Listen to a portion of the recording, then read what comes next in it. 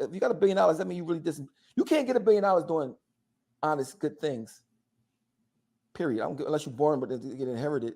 But I'm gonna be the best person you ever met. I mean, because people that if you got $1 billion, that means you really did. You can't get $1 billion doing honest, good things. But I'm gonna be the best person you ever met. I mean, because people that if you got $1 billion, that means you really did. You can't get $1 billion doing honest, good things. Period. Peace to the family. This is Abdul Ali, candidate for U.S. House District 12 here in Charlotte, North Carolina.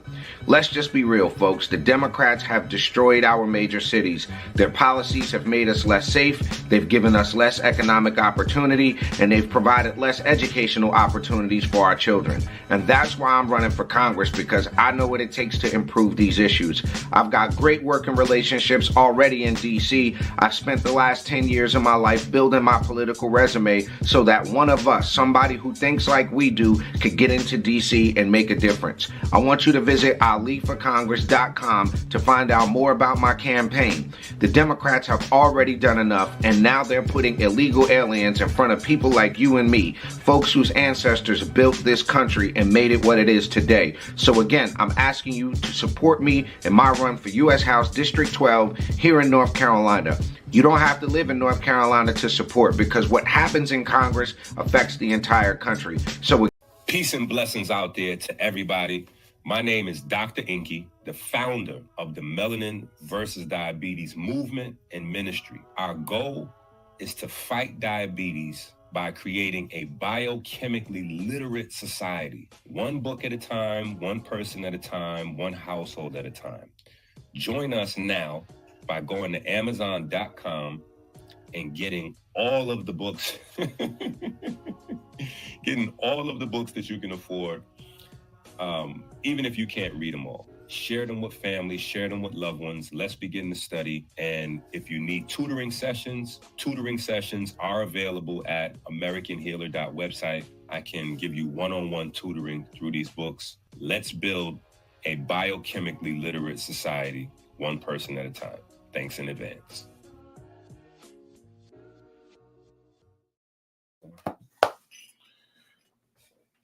Go with Chase. Hit the road, champ. What is the book look like again? What? It's in stack. It's like a great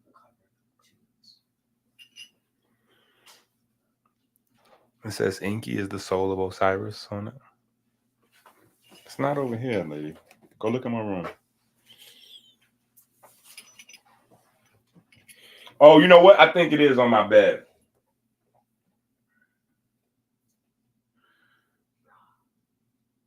What's going on, family? What's going on, family? Y'all must not love me no more. Y'all must not love me no more.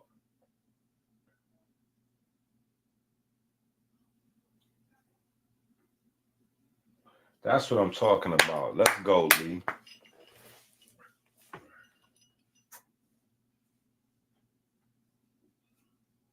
See, this let me know that Juice is studying. I want, because Juice puts this in the chat like almost every time we go live. So that means he's obviously watching the video and he has the book. That's telling me he has the book. See if there's other books over there. Because I'm looking for the algorithm book. I don't see it either. No. In my room. Right? So Juice obviously has the book. He's obviously watching the video, studying.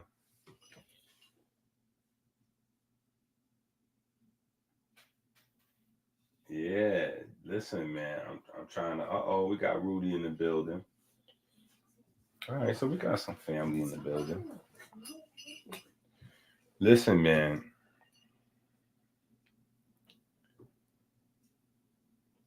I had to go deeper into the information. Now, I put out a very small book. And I want to thank everybody who's actually reading and studying with us, right? It's not just for me that you're doing these things. It's for society as a whole. It's for your ancestors. It's for your loved ones. It's for yourself. You know, we're doing it to change the face of the community. This is a big undertaking. You know what I'm saying? So I take this serious, and you guys should too.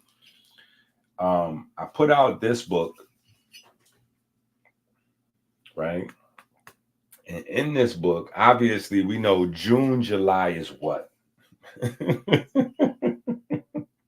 June, July is what? June, July is cancer season, right? Cancer. So I put out this book, and we talked about a lot of, we went into a good, in fact, we're going to go through it today. We're going to go through it today because we talked about sickle cell anemia in this book, right? We talked about sickle cell, and we talked about cancer. And we got some people to support the book. You see no other one? You see no other? Okay. We got some folks to support the book, obviously, right? And we got some questions, right? Now, obviously, the questions were comparative, right?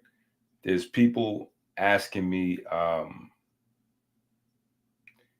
about, what is this? Oh, that's Aubrey's award from school. There's people asking me about, you know, all fruit, you know, being able to eat all fruit and quote unquote cure cancer.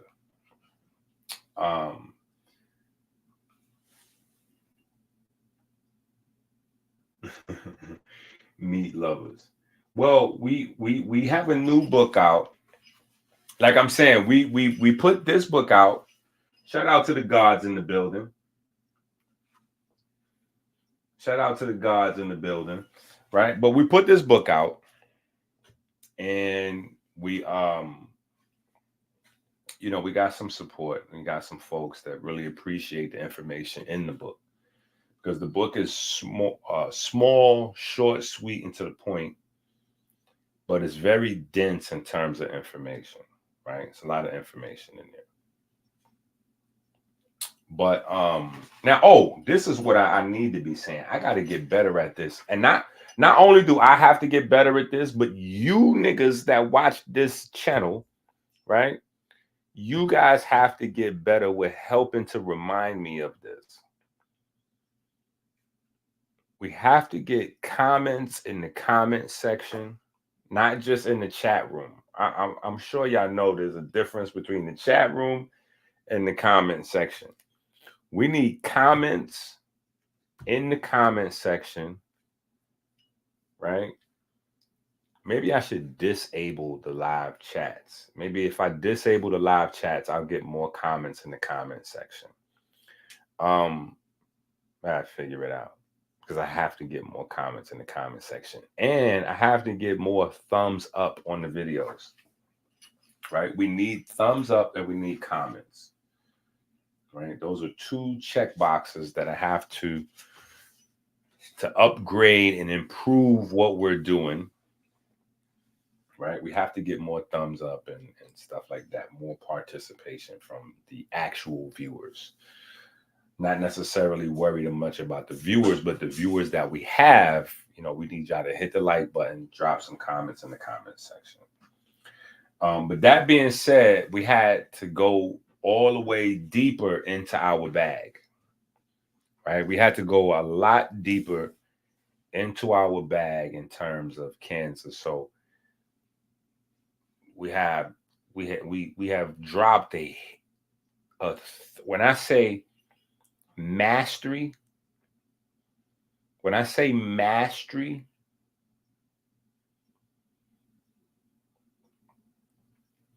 I even reviewed a couple of pieces of the book that I thought would be particularly controversial with some MDs and some nurses that I know. Not this book, right? We're going to go through some points of this book and as well the new book today. But I'm saying some parts of the new book that I thought would be controversial in terms of how antibodies work, right? Because that's a big part of the conversation that we have to have. How antibodies work and antigens and antibodies. And what we're proposing based on our research is so radical. It's so radical that I had to just wanted to ask around and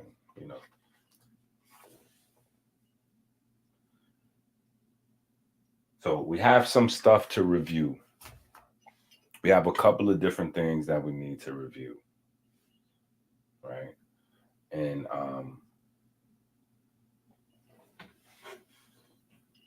if you have any questions, I think I'm gonna do a open question Q&A forum one of these days coming up soon, right? So, but if you have any questions, you can put that in the chat. I mean, in terms of cancer or autoimmune disease, right? In terms of cancer or autoimmune disease.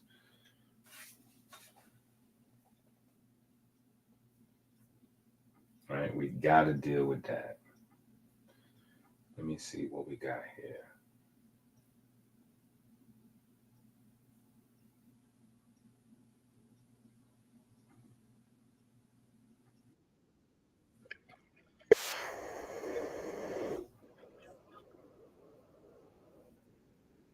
Well, it's going to support your nervous system, because if you don't, you will find yourself stressed. Not only are you going to find reasons to dislike me, you're going to dislike yourself. A juicy sizzle. And my parting word would be this: make sure that whenever you put something in your mouth, that something is going to complement you and that it's going to serve you well. It's going to support your nervous system, because if you don't, you will find yourself stressed. Not only are you going to find reasons to dislike me, you're going to dislike yourself. A juice. Okay, now here's one of the things that we have to review. We have to review some of what Dr. Sebi is saying, obviously, but we have to review that up against what Victor is saying, right? Maybe I should, let me see, should I change let's do this. Let me change this up a little bit.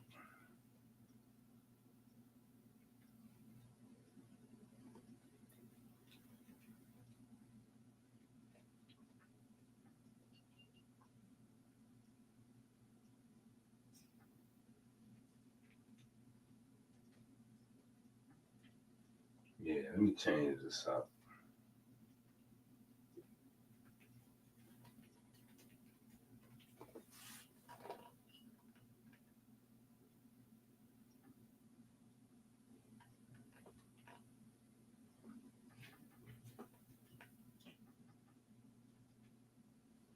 All right, that's how we'll do it. This is how we'll do it.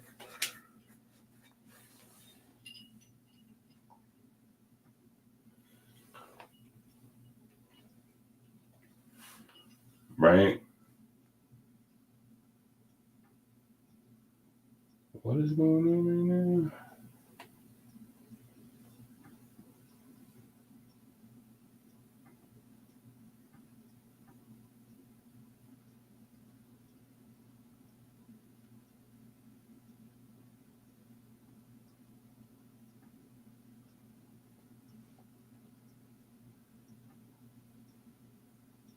All right.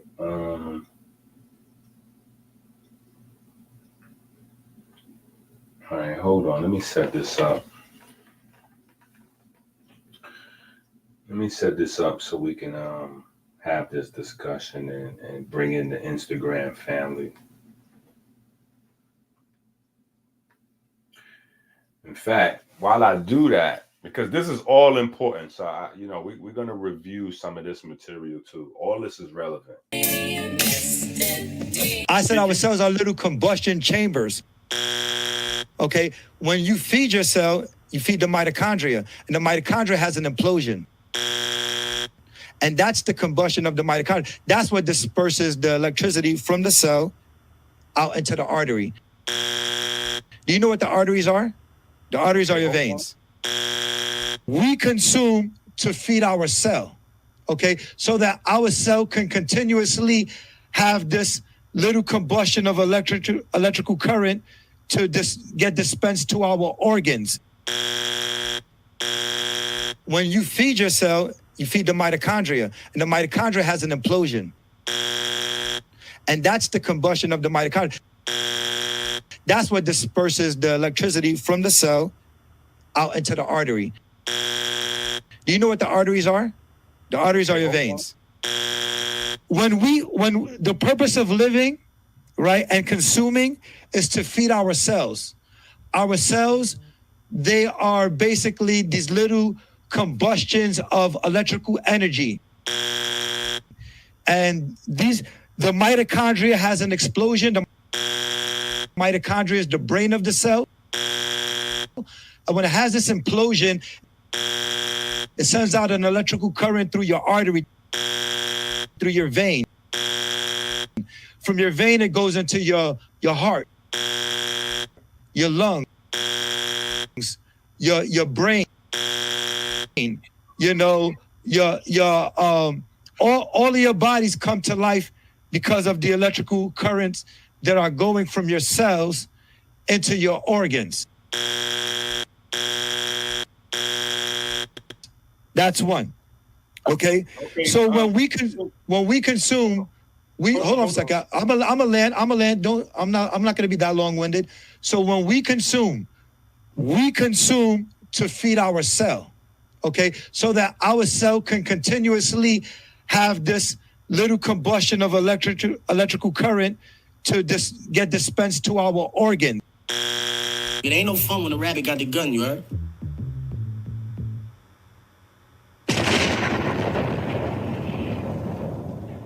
Faith and love, love and faith, faith and love, love.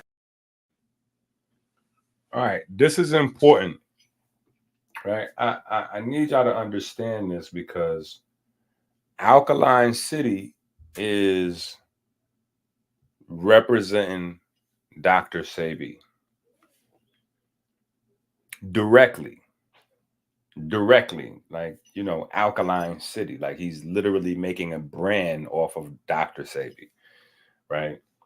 And so we're going to review some of these things as well as go to the books and dig into the information, the actual science, and try to get some teaching done, right? Get some teaching done. So the new book, let me show you guys the new book.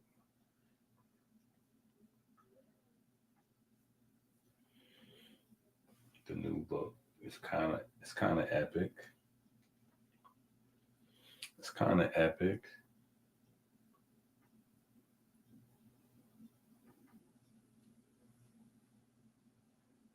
Okay, this is the new book cover.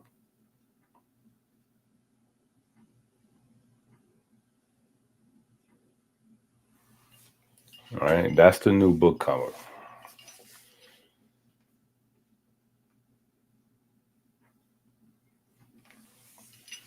That's the new book cover. That's available on Amazon right now, right? And in that book, like I said, we go into detail. So we began with this book, right? Very short, sweet book, but we got a lot of questions, right? People wanted more information, more detail on the biochemistry side, more detail on the do's, the don'ts, the diet. How does it work? you know, how to know which way to go. You know, you got T-Walk and Yada, Yaki, KT, this guy, that guy. You got so many people that are saying that they're health people, right? And really, all of these people are my sons. You know, let's just be real with it. You know, and I know some of y'all be like, wait a minute, how does this? Y'all gotta relax.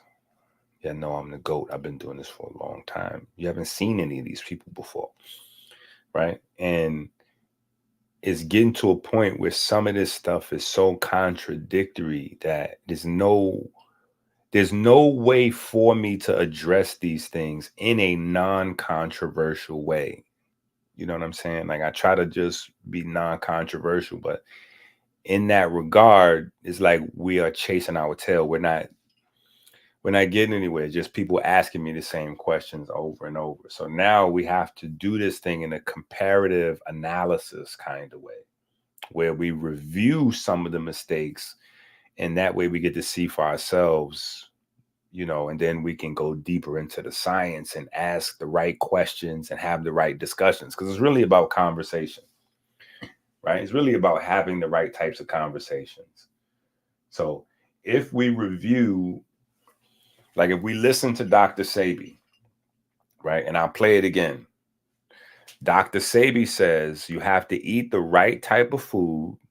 Now pay attention to this. He says you have to eat the right type of food. And clearly, when he says this, he's referring to the food on the Dr. Sebi food list, right? He says you have to eat the right type of food, so that way you don't wind up not liking him or not liking yourself. That's talking about dealing with depression, right? That's talking about dealing with depression. Now, we got to deal with that kind of before we even get into the cancer part, right? Because Victor says, and this is obviously, you know, I can put Alkaline City and go, okay, well, Alkaline Cities represent Dr. Sebi, but nobody clearly is representing Dr. Sebi more than Dr. Sebi's son, Victor, right? So we have to be able to go back to some of these things that Victor is saying and compare them, the two things. So Dr. Sebi is saying that his diet will stop you from dealing with depression. His diet is anti-depression, right? But Victor is saying that Dr. Sebi died from depression. Now, what the actual cause of death is somewhere between sickness and food poisoning, right? That's what the actual cause outside of Victor is, right? A lingering sickness, a lingering illness, and he was not able to get the food and the nutrients, his supplements, in prison. So he died in prison because he was not able to get his food and his supplements. Victor is saying, on the other hand, that he was able to get his food and his supplements, so he was very healthy. And because he had a lot of amenities in jail, that he was also happy. So I'm trying to figure out, how is it that with him having hand delivered food daily from his food list and his supplements, you see what I'm saying? Like something's not making sense, right? We're missing something. There's something in there that we're missing. And if you ask me, it's the science.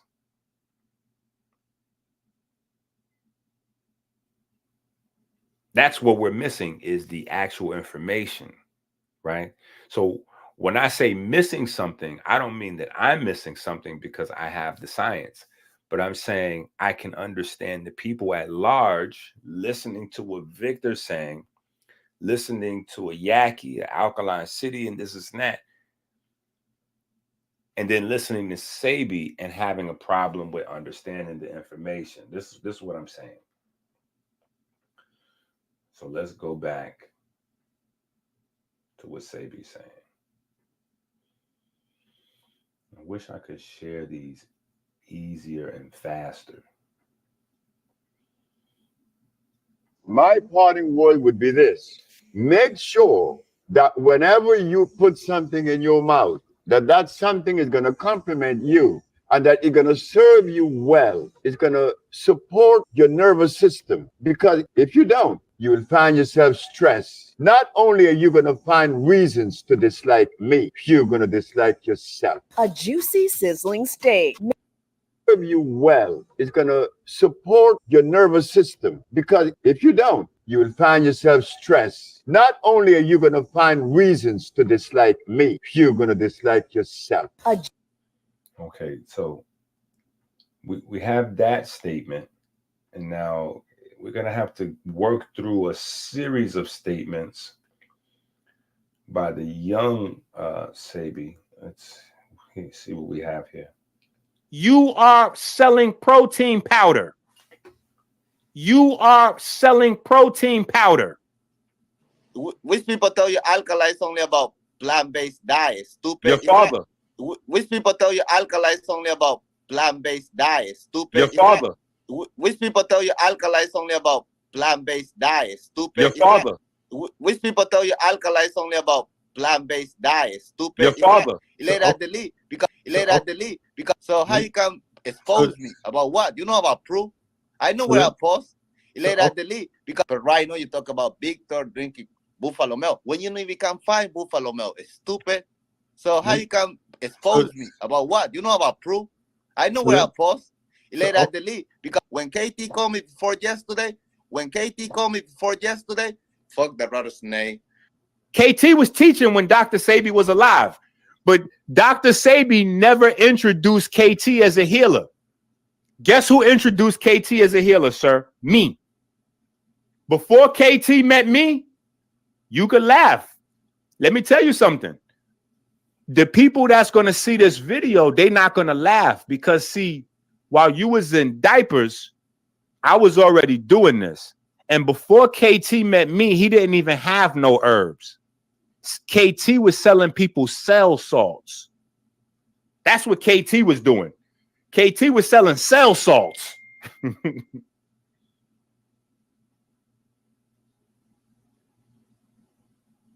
Listen, I'm trying to tell you.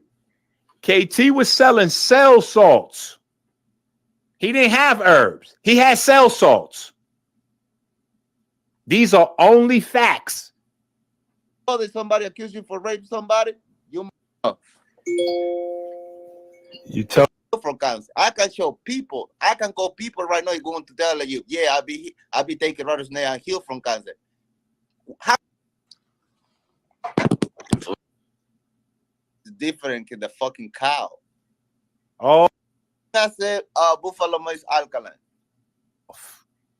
So stealing and robbing. I said that. Yes or no? Yes. You said the buffalo milk and the snake is alkaline. You said the snake is not protein because it's not a cow. When I said buffalo milk is alkaline. Buffalo milk. Hold on. You said that the snake is alkaline, correct? Yeah. People use it for thousands of years. Okay. Okay, let me ask you something. You ever be in Mexico? You know Mexico? You went to Mexico one time and you lied? No. You went to fucking Native American people in Arizona? No. You went to Guatemala? No. Yeah, How many people in Guatemala be using rattlesnake to heal from cancer?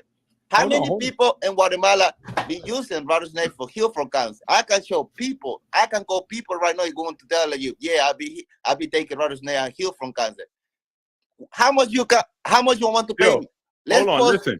No, I just want you to demonstrate your knowledge of what it is knowledge that you're about doing. what? You Hold on. say you expose me, show me proof. Hold on. I scam Bro, people. you talking a lot. You showing that you could barely control yourself. You already sent me naked pictures, bro. You got to calm down. So hold on. You said that the snake is alkaline, right? So you go to Google to find out that knowledge? That's wherever you go? What knowledge? I'm asking you questions. You said snake is alkaline. I'm telling you, people get healed from hold eating on. rattlesnake. So, wait. So is rattlesnake considered to be a herb in Mexico? Stupid is one animal. Stupid is one animal. Stupid is one animal. Stupid is one animal.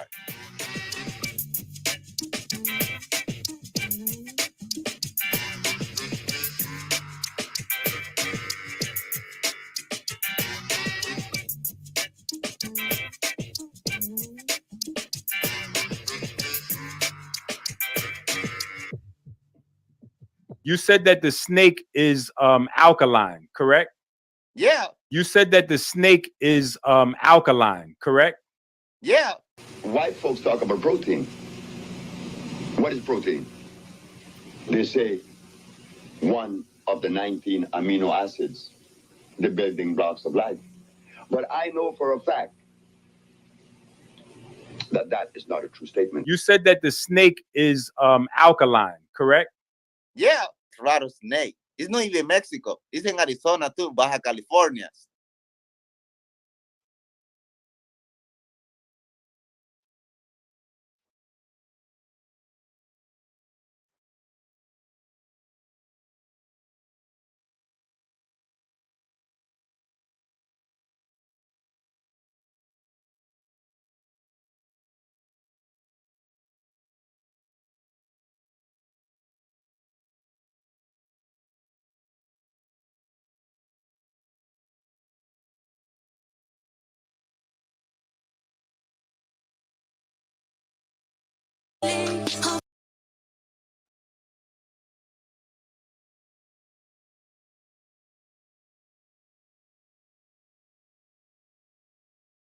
Big picture, you know why? So what the fuck you think the alkaline is going to say somebody lie? What? So what the I seen in my big picture, you know why? So what the fuck you think the alkaline is going to say somebody lie? What? So what the fuck you think I seen in my big picture, you know why? So what the fuck you think the alkaline is going to say somebody lie? What? So what the fuck you think the alkaline is going to say somebody lie? What?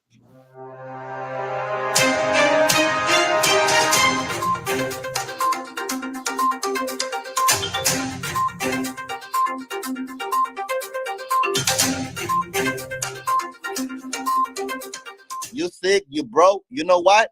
You said I seen in my big picture. You know what? I'm going to say yes, my big picture. But what you say about my father? You say about my father died in the floor jail. Later, you said my father. Hold on, is that not true? Hold on. Is that not true? Did your father not die in prison? He died in the jail. He broke. Yeah. When my I'm father asking you, did he die in jail? Yes or no? He died in jail. Yeah. Okay, so what's the problem? But he died in the floor. So did. My father I'm sure he did. When he died. I'm sure he did. What did he die? Wait, hold on. What did he die on? A king size mattress in prison? It's stupid. My father had the own bed. I buy the bed that my father when he went to prison, nigga. My father have a TV. My father have a Wi-Fi. My father have a phone. My father have everything inside the jail in Honduras. You don't know nothing? Shut up, nigga.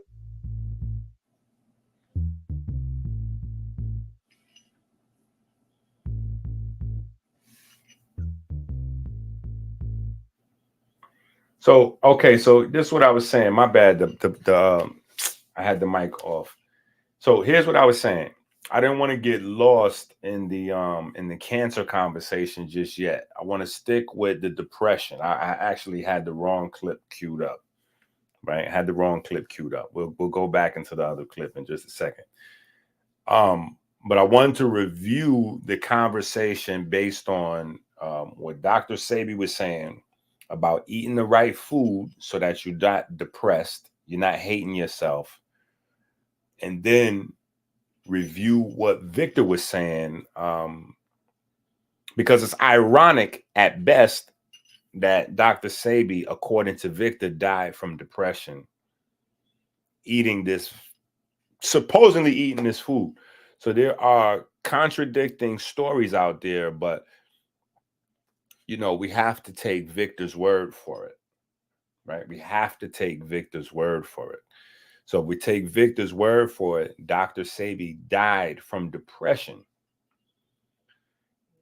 in a room with color TV, you know, nice bed, cell phone, Wi-Fi, laptops, all of the, you know, all of the amenities, as well as his herbs and his diet, right? So if he had his food and his herbs, as well as, you know, bed, you know, TV, cell phone, Wi-Fi, this one, that one, if he had all those things at his fingertips,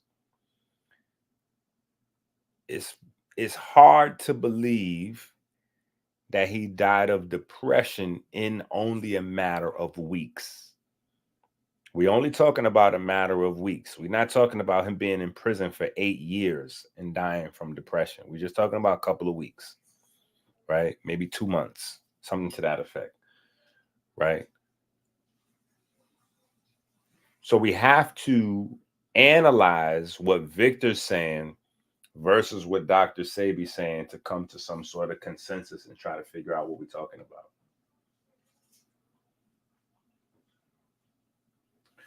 Does it matter which book you get first? I would say this. It only matters because the books are designed for you to study all of the books, right? All of the books work together. But if you get any one of the books that you're interested in, like whatever piques your interest, I would say grab that book first. Grab that book first. And chances are, as you're reading that book, certain topics are going to come up in that book that's going to point you in the direction of one of the other books in that same space, in that same pocket, or that elaborates, gives you more detail on that information. And so you just follow those breadcrumbs. Yeah, I would say just follow those breadcrumbs. You know what I'm saying? But definitely get as many books as you can, right? But book one is a great start. Book one is probably, you know, like it's book one. You know what I'm saying? I only answered it the way I answered it because it seems like he's interested. And I could be wrong. I could be wrong. The only reason I answer this question like that is because it seems like, because obviously that's where you should start, book one. But if he's asking the question, it seems like he's asking the question because he's caught up between going to book one versus grabbing something that probably he feels more drawn to based on maybe he watched a video or something that he's like, oh, I want to get, you know, I want to grab. So if that's the case, feel free to just go ahead and start wherever you want to start. You know what I'm saying? But obviously the best way to do it is to start in book one. That's the foundation. You know what I'm saying? But most of the books are going to refer you to book one anyway. So at some point you're going to need to have it because it's going to be stuff you're missing because it's going to say such and such from book one or this one or that one or whatever the case may be. So, but yeah. It's time to, you know, we got to get this information in, right? We got to get this information in. So, that's where we at in terms of the conversation between Victor and Dr. Sebi right now.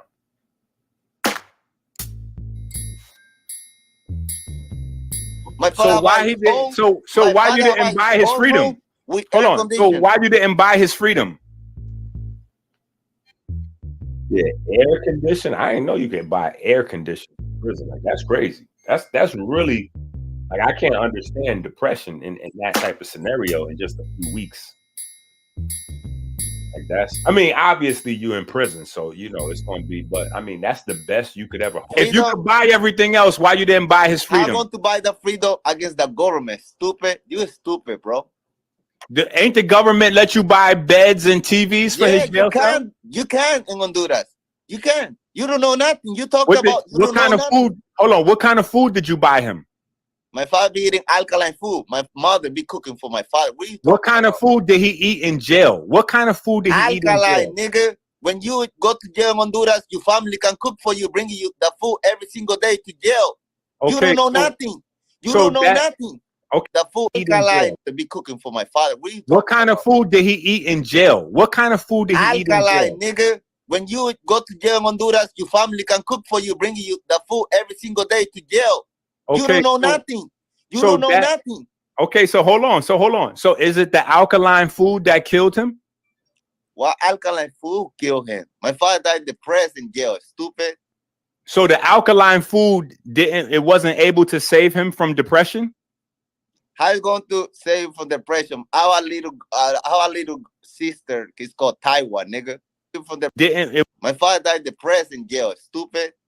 So the alkaline food wasn't able to save him from depression? How you going to save him from depression? Our little sister is called Taiwan, nigga. So my father be in jail for 2 months.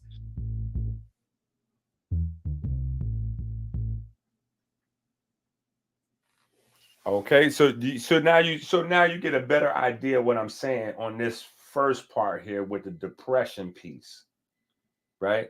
And why that's very relevant to the diet.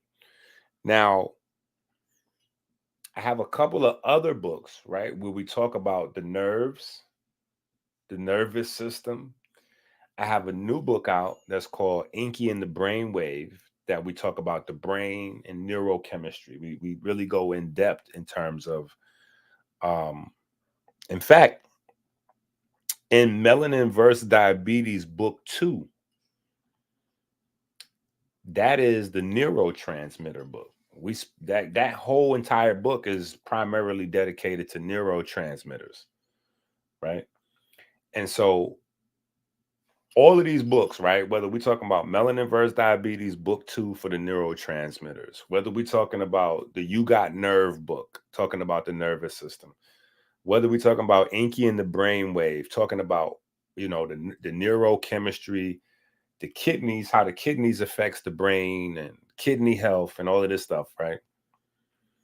The reason why this is relevant is because you have to have a plentiful amount of these raw nutrients that your body needs to formulate.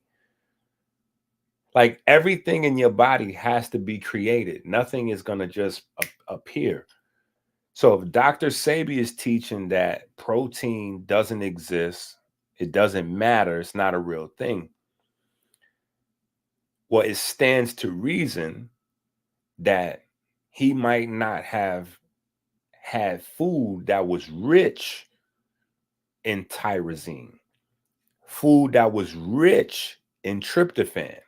So if he doesn't have foods that are rich in tyrosine, foods that are rich in tryptophan, right? He obviously did not have supplements, herbs that was rich in tyrosine or tryptophan, right? That long term can lead to your body not having the neurotransmitters, right? Like if you don't have the nutrition to support, this is one of the main things that amino acids, your body uses them for, is to construct your, your neurotransmitters and your neurohormones and your neurosteroids and all of those good things that you need for your brain to work right. Right? So there's there's a comparison that we have to make in terms of understanding where the depression is now coming from, right? If we in a space where we have everything that we want, TV, AC, this, that, and the other, We got the food, the this, the that, the other. Where is the depression coming from?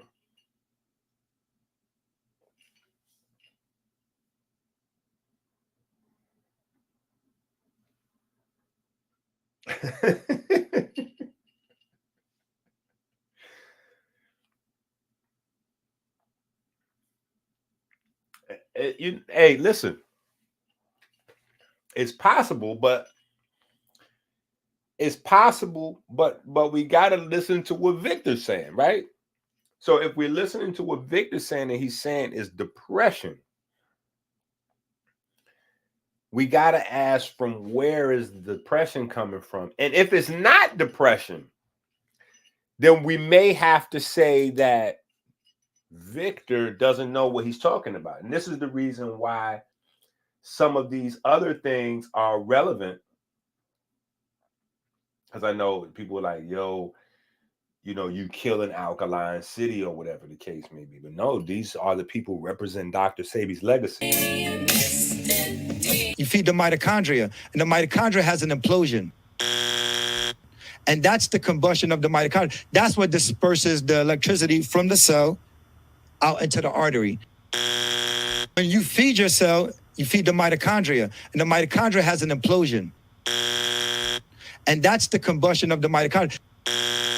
The mitochondria has an explosion, The mitochondria has an explosion. The mitochondria has an explosion. Mitochondria is the brain of the cell. Explosion. This implosion. Mitochondria has an explosion. When it has this implosion, it sends out an electrical current through your artery, through your vein. From your vein.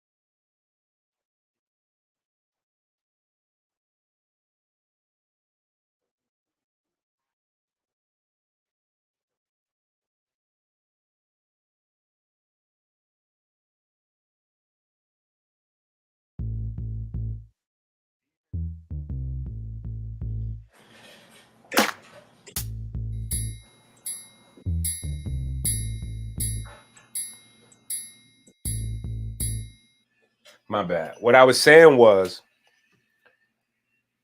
what we're doing is different than what's popularly done on YouTube, right? Because we're studying, right? Because we're studying, we have to be repetitive. Because we're studying, we have to be repetitive. That's how you build the neural networks. That's how you commit things to memory. That's how you learn things. You know, for views, click, likes, and all that, you know, people flash something one time. Oh, I'm the first one to show it. And this, you know, that's cool, but that's not for study. We're studying. We're trying to learn. So we have to be repetitive with some of these things. But we got to go deep into the information at the same time.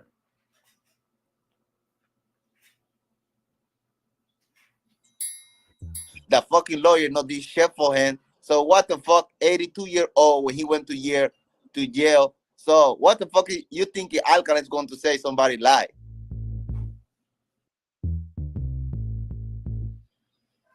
Now he says, how, you know, I ain't gonna repeat the cuss words, but he says, how do you think alkaline food is gonna save somebody's life? And so this is again what I mean by tearing down the legacy, because people will blame me and say, EnQi, you trying to tear down the legacy. No, I'm actually trying to continue it by putting out the science and continuing to upgrade the research. And then pandering, asking folks, donate, send money into the Cash App, go to the website, get the products, get the books, join as a paid Patreon, like do the things to support us financially so that we can grow and continue to build this the right way around the science and the information, right?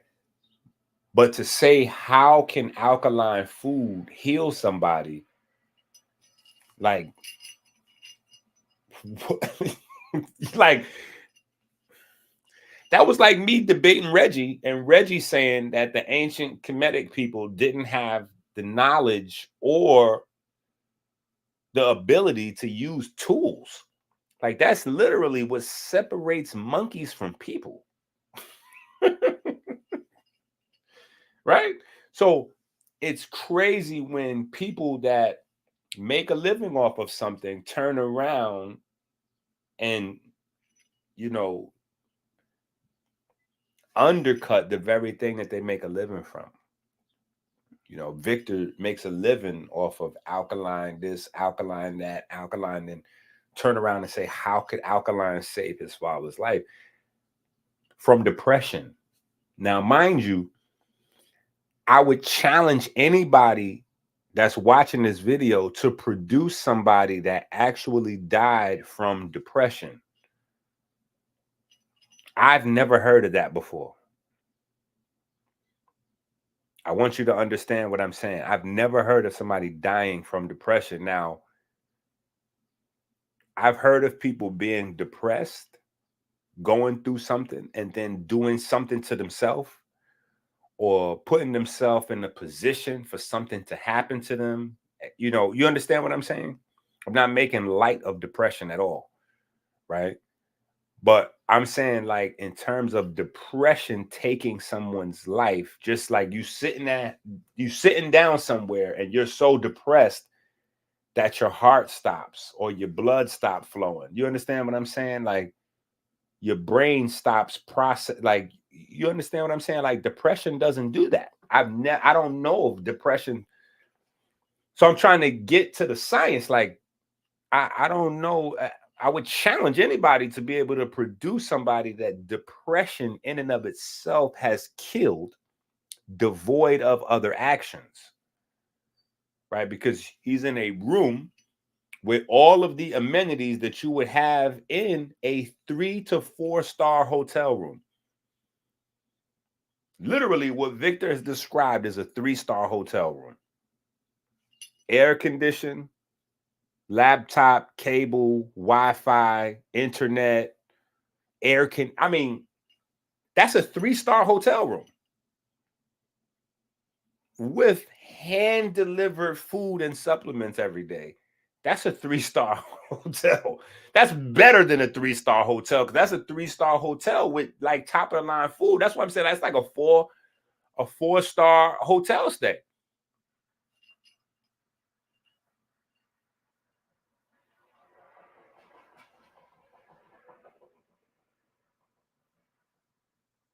So we got to look at this and analyze it. That's all we're doing. We're just trying to look at it and analyze it and see where's the missing, what's happening. My parting word would be this: make sure that whenever you put something in your mouth, that something is going to complement you and that it's going to serve you well. It's going to support your nervous system. Because if you don't, you will find yourself stressed. Not only are you going to find reasons to dislike me, you're going to dislike yourself. A juicy, sizzling steak made by computer. This is science meat. FDA approved science meat, of course. That's great.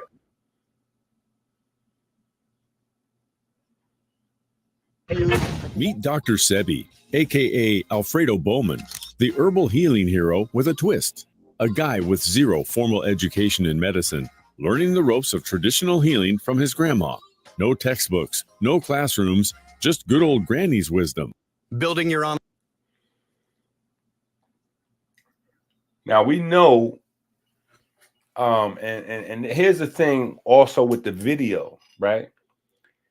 That's an AI chop and paste video, right? That a lot of people been sending me. EnQi, did you see this video?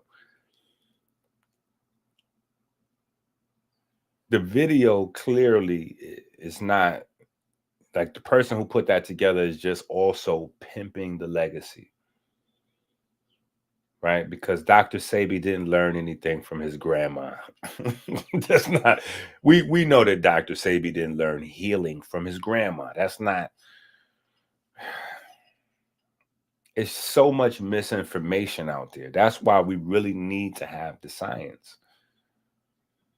Because there's no other way to be able to cipher through all the misinformation.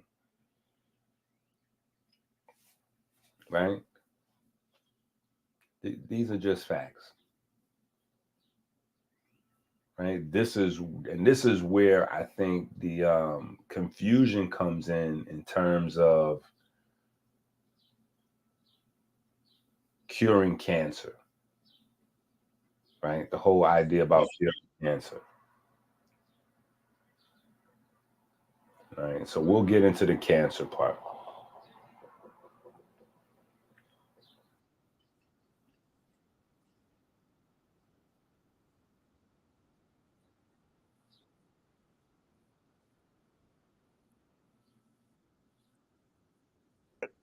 Okay. Okay, let me ask you something. You ever be in Mexico? You know Mexico? You went to Mexico one time and you lied? No. Now, he's asking me about the Mexico thing because that's where Sebi was supposed to have learned his whole healing program. But we know that a large part of it he got from Elijah Muhammad. Right? We know that a large part of it started when he was in the Nation of Islam.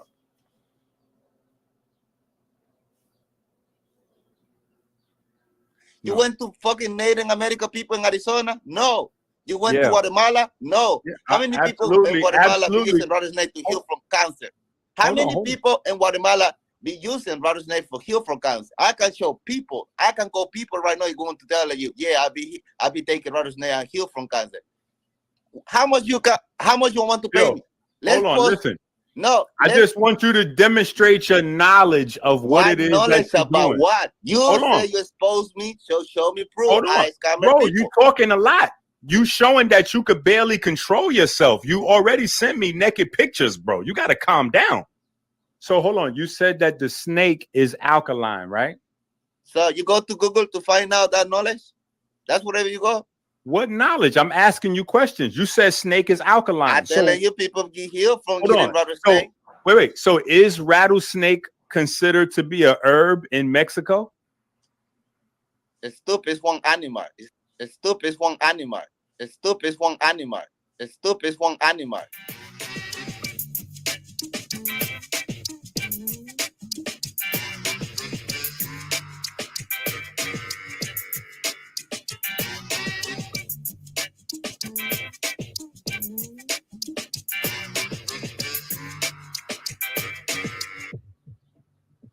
You said that the snake is alkaline, correct? Yeah. You said that the snake is alkaline, correct? Yeah. White folks talk about protein. What is protein? They say one of the 19 amino acids, the building blocks of life. But I know for a fact that that is not a true statement. You said that the snake is alkaline, correct? Yeah, rattlesnake. It's not even Mexico. It's in Arizona too, Baja California. You so stupid, you don't even know. Okay, so in Arizona and Mexico, they don't consider it a herb. But is it a part of a hold on? Is it a part of a plant-based diet? Which people tell you alkaline is only about plant-based diet? Stupid. Your father.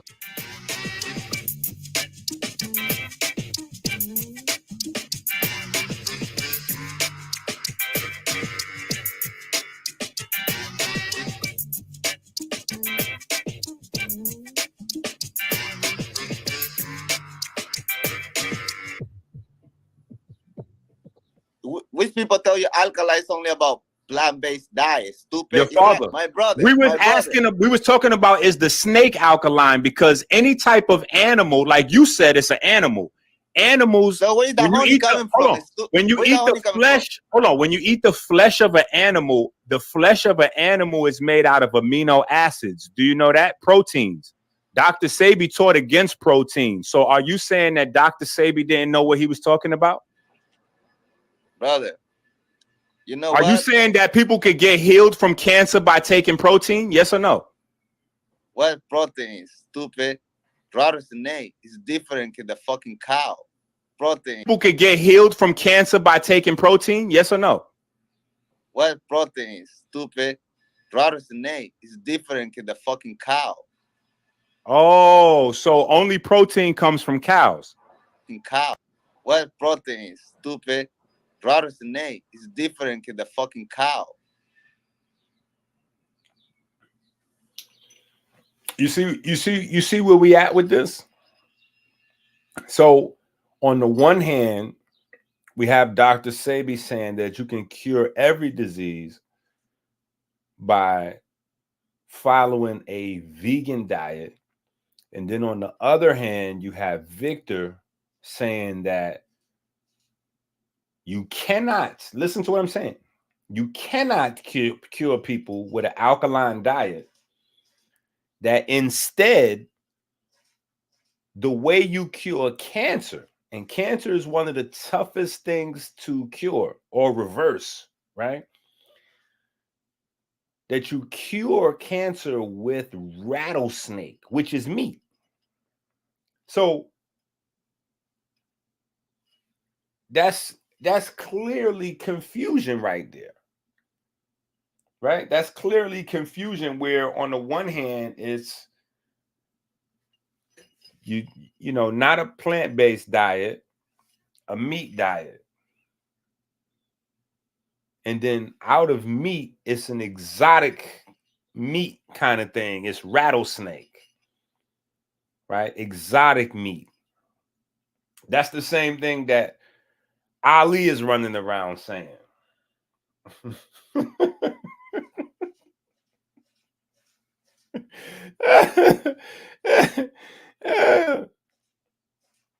That's the same thing Ali is running around saying.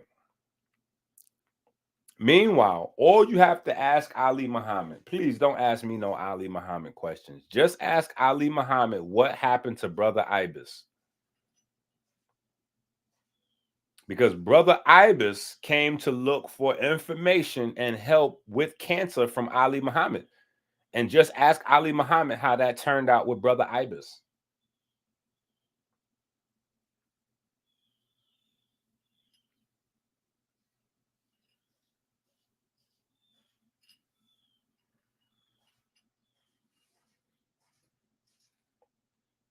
So Ali is out there with crazy stuff, right?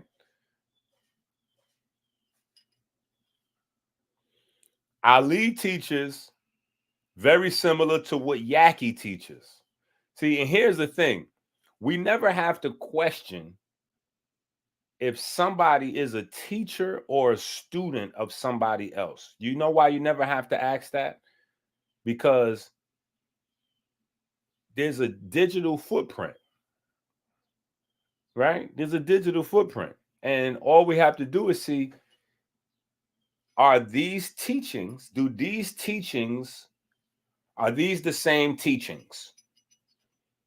If they're not the same teachings, if two people are teaching different things, right, then clearly that's not a student-teacher relationship. They're teaching different things. If they're teaching the same thing, then all we have to do is say, well, who was teaching it first? Whoever was teaching it first, that's the teacher. And the secondary is the student. End of story. Like, we don't have to, a lot of these back and forths that people want to have is not, it doesn't even make, it's not sensible. It's just, it's like, it doesn't even, it doesn't merit conversation, right? We have a pro-melanin platform. Ali Muhammad teaches that melanin is a fungus, right? That melanin is a fungus. He also believes that you can reverse cancer with high fructose syrup. This is the Ali Muhammad blueprint, that you can use agave or fructose and heal cancer. That's what Ali Muhammad believes. We have Yaki teaching that all fruit is the way to cure everything. All fruit, especially diabetes. You load people with diabetes up with sugar, right? We have Victor here saying that alkaline diets don't work, that you need to use rattlesnake to cure cancer. No. It's not rattlesnake weed. It's rattlesnake powder. It's powdered rattlesnake. It's not a herb or a plant. That's what we had to specify in the conversation. Because let me tell you, see, this is the thing that we do. I'm glad you put that in there. I'm glad you put that in there, because what we do is, a lot of times, because we like people, right? Because we like people and we're invested in people, we try to find a way to make that person make sense. You see what I'm saying? We try to find a way to make that person make sense. So in the conversation I had with him, I even asked him that, because I know that in Central America, they have these different types of herbs that are named after, like, a lot of times, and this is one of the things I was telling people about plants.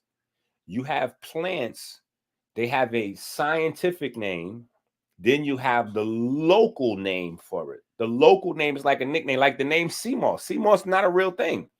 When we're talking about sea moss is algae, but the local name is sea moss. Right? They locally call it sea moss because the people didn't know what it was. They didn't know that these were different types of algae. They didn't know this is Eucoma cottoni, this is Gracilaria, this is this is that. They saw it growing on the rock, just like they saw actual moss growing on trees. And they said, oh, well, if that's moss that grows on trees, this same thing, it looks just like that. So it must also be moss that's growing in the sea. So, okay, yeah, sea moss. So things have local names. So I asked him, was the rattlesnake a herb? And he said, no, stupid. Rattlesnake is an animal. You know, like that's what he said to me. He called me stupid for asking him that. So you can't try to give people credit for things, or like try to make their ideas right and exact when it's not. Right? You can't do that. You gotta deal with what they're saying. You understand what I'm saying? Like, so this is just what it is. You know what I'm saying? This is just what it is. Yeah, I listen, I asked him that question specifically. I was like, oh, so wait a minute. The rattlesnake is a herb. No, stupid. He didn't realize that I was trying to help him in the conversation. He didn't realize I was trying to help him in the conversation. I'm like, yo, wait, so rattlesnake is a herb. That was the perfect opportunity for him to say, yes, the rattlesnake is a herb, blah, blah, blah, blah, blah. He said, no, stupid. In Mexico, Native Americans and Mexicans, they've been using rattlesnakes to cure cancer for a long time. And so this is why I asked him, I said, so wait a minute, is that part of a plant-based diet? Because you're basically selling powdered animal. That's protein powder.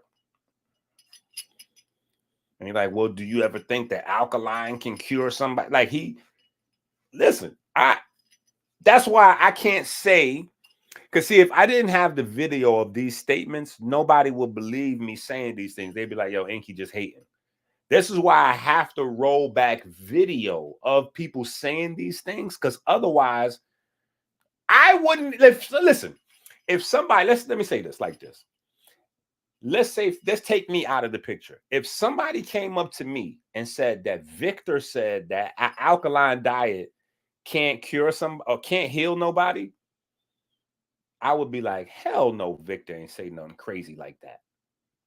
You understand what I'm saying? Like, so I'm shocked at these things that people say. If somebody came up to me and said, yeah, you know, Reggie, you know, the guy, you know, Reggie said that ancient Egypt, you know, they wasn't smart enough to invent no, you know, healing. They didn't do no surgery. They didn't have no tools. And I'd be like, hell no, Reggie didn't say that. I wouldn't believe these things. So I wouldn't be the one to go out and say something like this without actually having, you know, like video or some type of proof of this actually happening. You know what I'm saying? Because otherwise people wouldn't believe it. Like nobody would believe that Dr. Sebi's son is saying that Dr. Sebi didn't know what he was talking about in terms of using herbs and a plant-based diet to cure or heal people that had cancer. Because that's clearly what he's saying in the video. Alkaline diet can't cure nobody. He's using rattlesnake. If the alkaline diet and the herbs worked, he wouldn't be using the rattlesnake. You understand what I'm saying?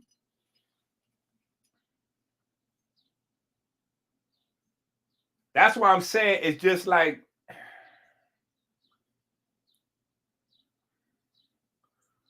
that's what I'm trying to say. It's like it's kind of crazy to talk about the snake. You are selling protein powder. Which people tell you alkali is only about plant-based diet? Stupid. Your father. Which people tell you alkali is only about plant-based diet? Stupid. Your father. Which people tell you alkali is only about plant-based diet? Stupid. Your father. Which people tell you alkali is only about plant-based diet? Stupid. Your father. So how you can expose me about what? You know about proof? I know where I post. Because right now you talk about Victor drinking buffalo milk when you know we can find buffalo milk. It's stupid. So how you can expose me about what? You know about proof? I know where I post. Because when KT called me before yesterday, fuck that rattlesnake. KT was teaching when Dr. Sebi was alive, but Dr. Sebi never introduced KT as a healer. Guess who introduced KT as a healer, sir? Me. Before KT met me, you could laugh. Let me tell you something. The people that's going to see this video, they're not going to laugh because, see, while you was in diapers, I was already doing this. And before KT met me, he didn't even have no herbs. KT was selling people cell salts. That's what KT was doing. KT was selling cell salts.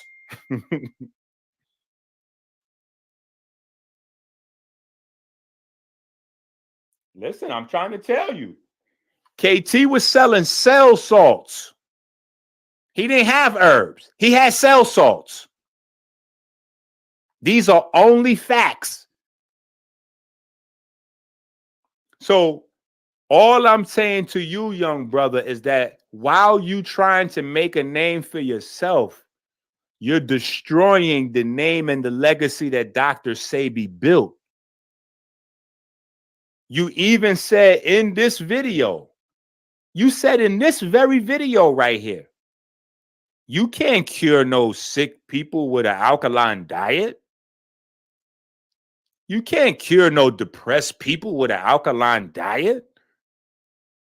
You said that in this video, young man. He be exposed to eating the vegan. What happened with the McDonald's? Let me ask you a question. Hold on. You eating McDonald's? So, hold on. Do you drink urine? Huh? Do you drink urine? Ask to your mother. She sucked my dick too. My father died depressed in jail. Stupid. I said I drink buffalo milk. You said that the snake is alkaline, correct? Yeah. See, you're my brother. Somebody accused you for raping somebody. You my brother, no matter what. Everybody follow you can suck my dick. I seen in my dick picture. You know why? So what the fuck you think Alkaline is going to say? Somebody lie. You my brother, no matter what. Everybody follow you can suck my dick. I seen in my dick picture. You know why? So what? Everybody follow you can suck my dick. I seen in my dick picture. You know why? So what the fuck you think Alkaline is going to say? Somebody lie. What? So what the fuck you think Alkaline is going to say? Somebody lie. See, you my brother. Somebody accuse you for raping somebody. You my brother, no matter what. You know, I'm not going to be in the internet calling you my brother. You later call you raper.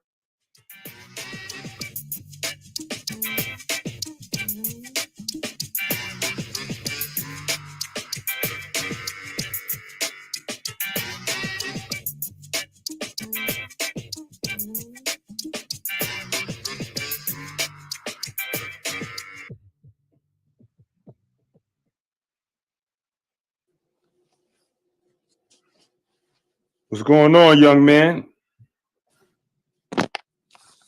What's going on with you? I'm good. So what's up? So what's going on? You tell me. You wanted to have the live, I guess, to discuss your contention or your the direction you was coming from with your information. Information about what? I mean, I'm open to anything you want to discuss. We could discuss the buffalo milk. We could discuss the snakes. We could discuss the pictures. Fuck the rattlesnake. When KT called me before yesterday, no, okay, fuck that. You say you exposed me because I drink buffalo milk. So let's talk about the snake. Show me proof I drink buffalo milk. Hold on. You said that the snake is alkaline, correct? Yeah, people use it for thousands of years. Okay. Okay, let me ask you something. You ever be in Mexico? You know Mexico? You went to Mexico one time and you lied? No. You went to fucking Native American people in Arizona? No. You went to Guatemala? No. Yeah, How many people in Guatemala be using rattlesnake to heal from cancer? How many people in Guatemala be using rattlesnake for heal from cancer? I can show people. I can go people right now going to tell you, yeah, I be taking rattlesnake and heal from cancer. How much you want to pay me? Listen. No, I just want you to demonstrate your knowledge of what it is that you're about doing. What you say you expose me, show me proof. Hold on. Bro, you talking a lot. You showing that you could barely control yourself. You already sent me naked pictures, bro. You got to calm down. So hold on. You said that the snake is alkaline, right? So you go to Google to find out that knowledge? That's wherever you go? What knowledge? I'm asking you questions. You said snake is alkaline. I'm telling you people get healed from getting rattlesnake. Wait. So is rattlesnake considered to be a herb in Mexico? It's stupid. It's one animal. It's stupid. It's one animal. It's stupid. It's one animal. So you see right there, I asked him that straightforward.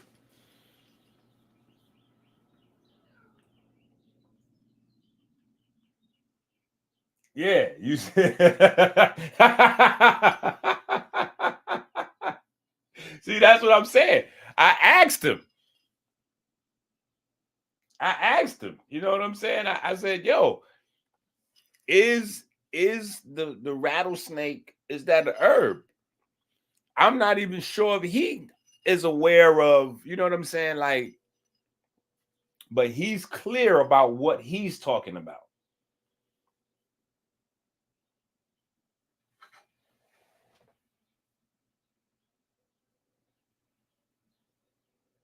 Rattlesnake considered to be a herb in Mexico? It's stupid. It's one animal. It's stupid. It's one animal. It's stupid. It's one animal. It's stupid. It's one animal.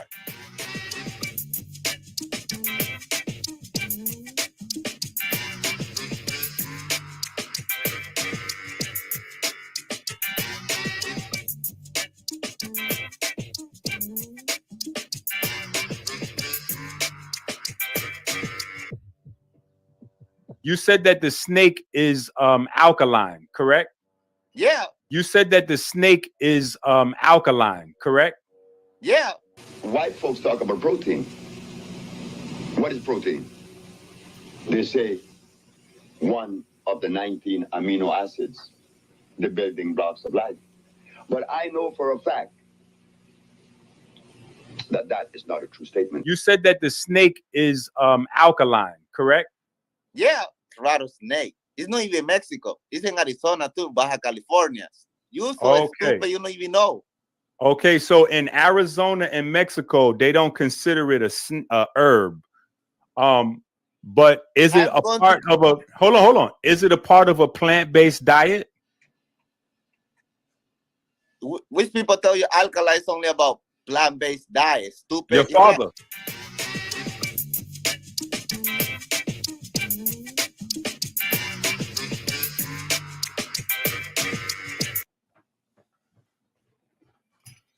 You see, I just want to go, like, I just want you to understand, because we're going to go into the books and get into the real science of, how the body works and all of that. We're going to get into it. But I just want to be clear, like, it wasn't a hit job, or it wasn't like me trying to make it something other than, I am just as shocked as anybody else that will see it. You understand what I'm saying? Like, I am just as shocked at him saying these things as probably you are. So I'm like, wait, so is rattlesnake a herb? No, it's an animal, stupid. They've been eating it for thousands of years, blah, blah, blah, blah, blah. Okay, so it's not a herb. Scratch that off my benefit of the doubts list. And so I'm asking these things, which may seem like me being facetious, but it goes against everything that I teach and what Dr. Sebi was teaching. So I'm trying to figure these things out, because Victor promotes the food list. He tells people not to eat meat because it's acid, but then he says that he's healing cancer with meat. So I'm like, okay, so is this a part of a plant-based diet? Like, are you mixing in, are you giving people the herbs and the snake? Like, I'm trying to figure this out. Are you mixing snake with the herbs, or like, what are you doing? He's like, no. Who told you that plants is alkaline? Like, you don't need, I'm like, wait, what? What? These is mind blowing. I'm like, yo, these young kids. I'm like, yo, this is crazy. In my mind, the only thing I could think of, honestly, at that moment, and I'm not saying that he's using any kind of drugs or anything like that, but in my mind, for some reason, the things he was saying was so crazy. The only thing I could think of was Dave Chappelle with the Rick Jones. Like, cocaine is a hell of a drug. Like, that's the only thing I could think of in my mind.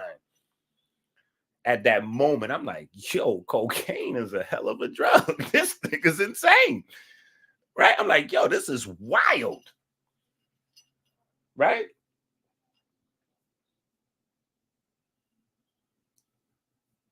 And so I have to show these things because it's crazy. Hold on. Is it a part of a plant-based diet? But in Mexico, they don't consider it a herb.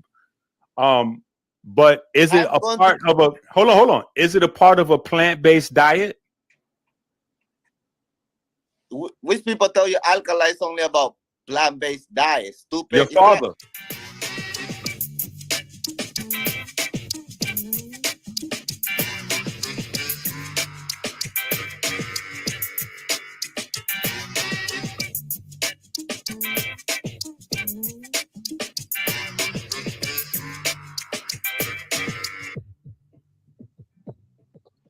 Which people tell you alkaline is only about plant-based diet? Stupid. Your father. My brother. We was talking about, is the snake alkaline? Because any type of animal, like you said, it's an animal. Animals. So where is the honey coming from? When you eat the flesh, when you eat the flesh of an animal, the flesh of an animal is made out of amino acids. Do you know that? Proteins. Dr. Sebi taught against protein. So are you saying that Dr. Sebi didn't know what he was talking about? Brother, you know Are what? you saying that people could get healed from cancer by taking protein? Yes or no? What protein is stupid? Rattlesnake is different than the fucking cow. Oh, so only protein comes from cows. Oh, Oh, wait, that is the rattlesnake snake is cure not people, protein? not cure people. What are you Hold on. talking about? You try to use me to answer your question when you're supposed to know already because you said you exposed me. So how do you know? How are you going to give my own answer to be like, okay, it's true. Bro, Okay, you it's not asked true. to come You here. stupid. You hold on. You asked to come on the live. You asked. Okay. So this is where we at with the information. You see what I'm saying? That's what it really comes down to. And that's why I'm showing you some of these different conversations, because here's the problem. When you don't have a legacy of teaching, right, which Dr. Sebi did not do. Dr. Sebi told stories. People asked him specific questions, but he would just answer with a story and refer you to a product. He didn't leave any books behind. He didn't have any students, right? The only thing people can do after that is try to make up stuff because they don't know any better. You know what I'm saying? They trying to make up stuff because they don't know any better. Now, me, I personally, I have been a student of every health teacher alive and dead because I'm an avid reader, right? So I try to study people to learn the things that work as well as the things that don't work, right? So that I can improve on the things that don't work, or rather the things that do work, I can improve on, and the things that don't work, I can stay away from. You know what I'm saying? Now, the things that don't work, Ali Muhammad is great at teaching those things, right? To the point where, you know, people die from Ali. You know what I'm saying? People have died from Ali's products, Ali's information. These are only facts, right? Because he teaches brown and black people that they should not have pigment in their food, right? That you should remove the skin from your fruits and vegetables because it's dangerous for you. That you should not eat nuts and grains and things like that because they have phytic acid in it. Instead, he teaches that you should be eating exotic meats like raccoons and Ali teaches you should be eating raccoons and Angus, and similar to what Victor's teaching, exotic meat, rattlesnakes, things like that. You know, KT's teaching people that they should drink urine, you know, to heal their body. You know what I'm saying? So we got, okay, so look, here's what we got. And this is why we have to have clarity. Ali's teaching, I witnessed it myself. Ali tell a person with cancer, end-stage cancer, that agave syrup was going to heal them, right? KT is out there, drink urine. Victor, eat rattlesnakes. Yaki, just eat fruit only. You know what I'm saying? Like,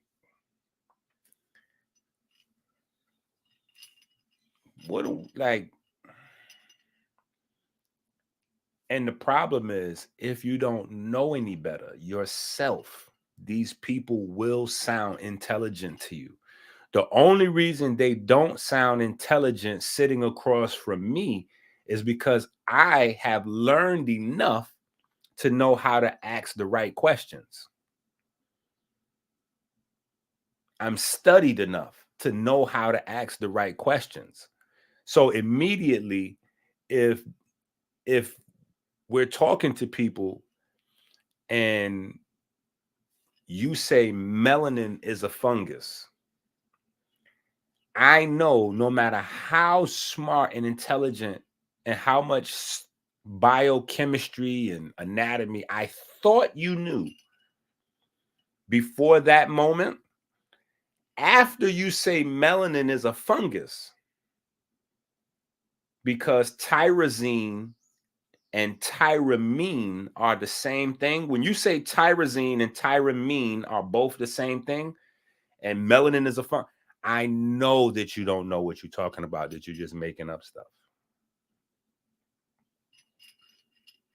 I know you're making up stuff at that moment. And when you're making up stuff, it's dangerous. It's dangerous. Now, at least in Victor's defense, Victor is saying that Native Americans and Mexicans have been eating rattlesnake to cure themselves of cancer for long periods of time, thousands of years. Cool. He at least has a historical precedence for what he's saying. Yaqui, on the other hand, Yaqui comes from a different group of these guys. So you have Yaqui, you have Yada, you have T-Walk.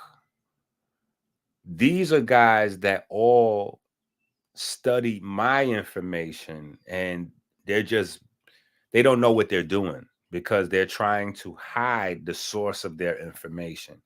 Now, T-Walk and Yada both, they got the information watered down. Yada Awakening is different than Yaqui Awakening, right? Yaqui is terrible. Yaqui stole so much from everybody. He even stole his name from Yada, right? But Yada came first, right? Yada and T-Walk are both people that learned my information through Polite. Those are both Polite students. So Polite was my student in terms of the health information, and then turn around and, remix the stuff. And so they don't really know, they don't really have a grasp on the information, because again, you have to do repetitive study in order to really learn this stuff. And then you have to do continuing study. If your goal is to just make $1 off the information, you're only going to learn, surface level, and then just say enough to be able to trigger people to be interested. This is why you have people saying things like this. I'm going to give you a phrase. And this is not just within these black guys. These guys are just the worst at it. You know what I'm saying? But this even goes to the white YouTube channels and some of the stuff you see online, right? Because it's not really a race-based thing. It's just these guys are really the worst. But you hear people saying that you need to stop eating junk food because you need to feed your mitochondria.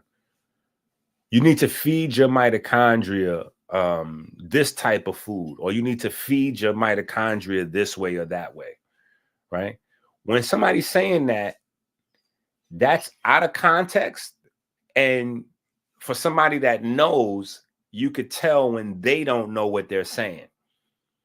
Because in all reality, right, it doesn't matter if you have a bag of Doritos, a bag of kale, a bag of pineapples, a bag of pork rinds, or a Coca-Cola. Like, it doesn't matter. Your mitochondria is going to get electrons delivered from the breakdown of the glucose. Your mitochondria doesn't care. Your mitochondria doesn't even know the difference between glucose or fatty acids or whatever coming from a duck or from a can of Coca-Cola or any of that, because your metabolism breaks all that down already. This is why I'm saying people don't really understand what they're saying. When you eat something, your enzymes are going to immediately get to work breaking that down. This is what the pancreas is responsible for. Your pancreas is 2 glands in one. You have the exocrine function in the pancreas and you have endocrine function in the pancreas. The endocrine function in the pancreas is about producing insulin, GABA, etc., to break down and metabolize sugar. But that's the smaller part. The larger part of your pancreas, the job is to produce alkaline enzymes. Alkaline enzymes to break down the food. You need to have enzymes that breaks down your carbohydrates, enzymes that break down your fatty acids, enzymes that break down your meats or your proteins, right? The proteins have to be broken back down into amino acids. Your sugars have to be broken down into single units. Your fats have to be broken down into single units. All of that has to happen. Like, you don't pass whole big pieces of food into your bloodstream. Like this like, listen, this is what I'm saying. When you don't know any better and you just listen to these people talk, you can't really tell until you learn enough. This is why I'm saying y'all got to buy these books and read them. You don't know any better. You don't know what to ask. You don't know how to discern until you, like, bro, a piece of kale doesn't go into my bloodstream. A piece of avocado doesn't actually get into my bloodstream. I have my pancreas and enzymes breaking these food things down. Then after that, we have a microbiome further breaking these things down before these things get pushed into the circulatory system.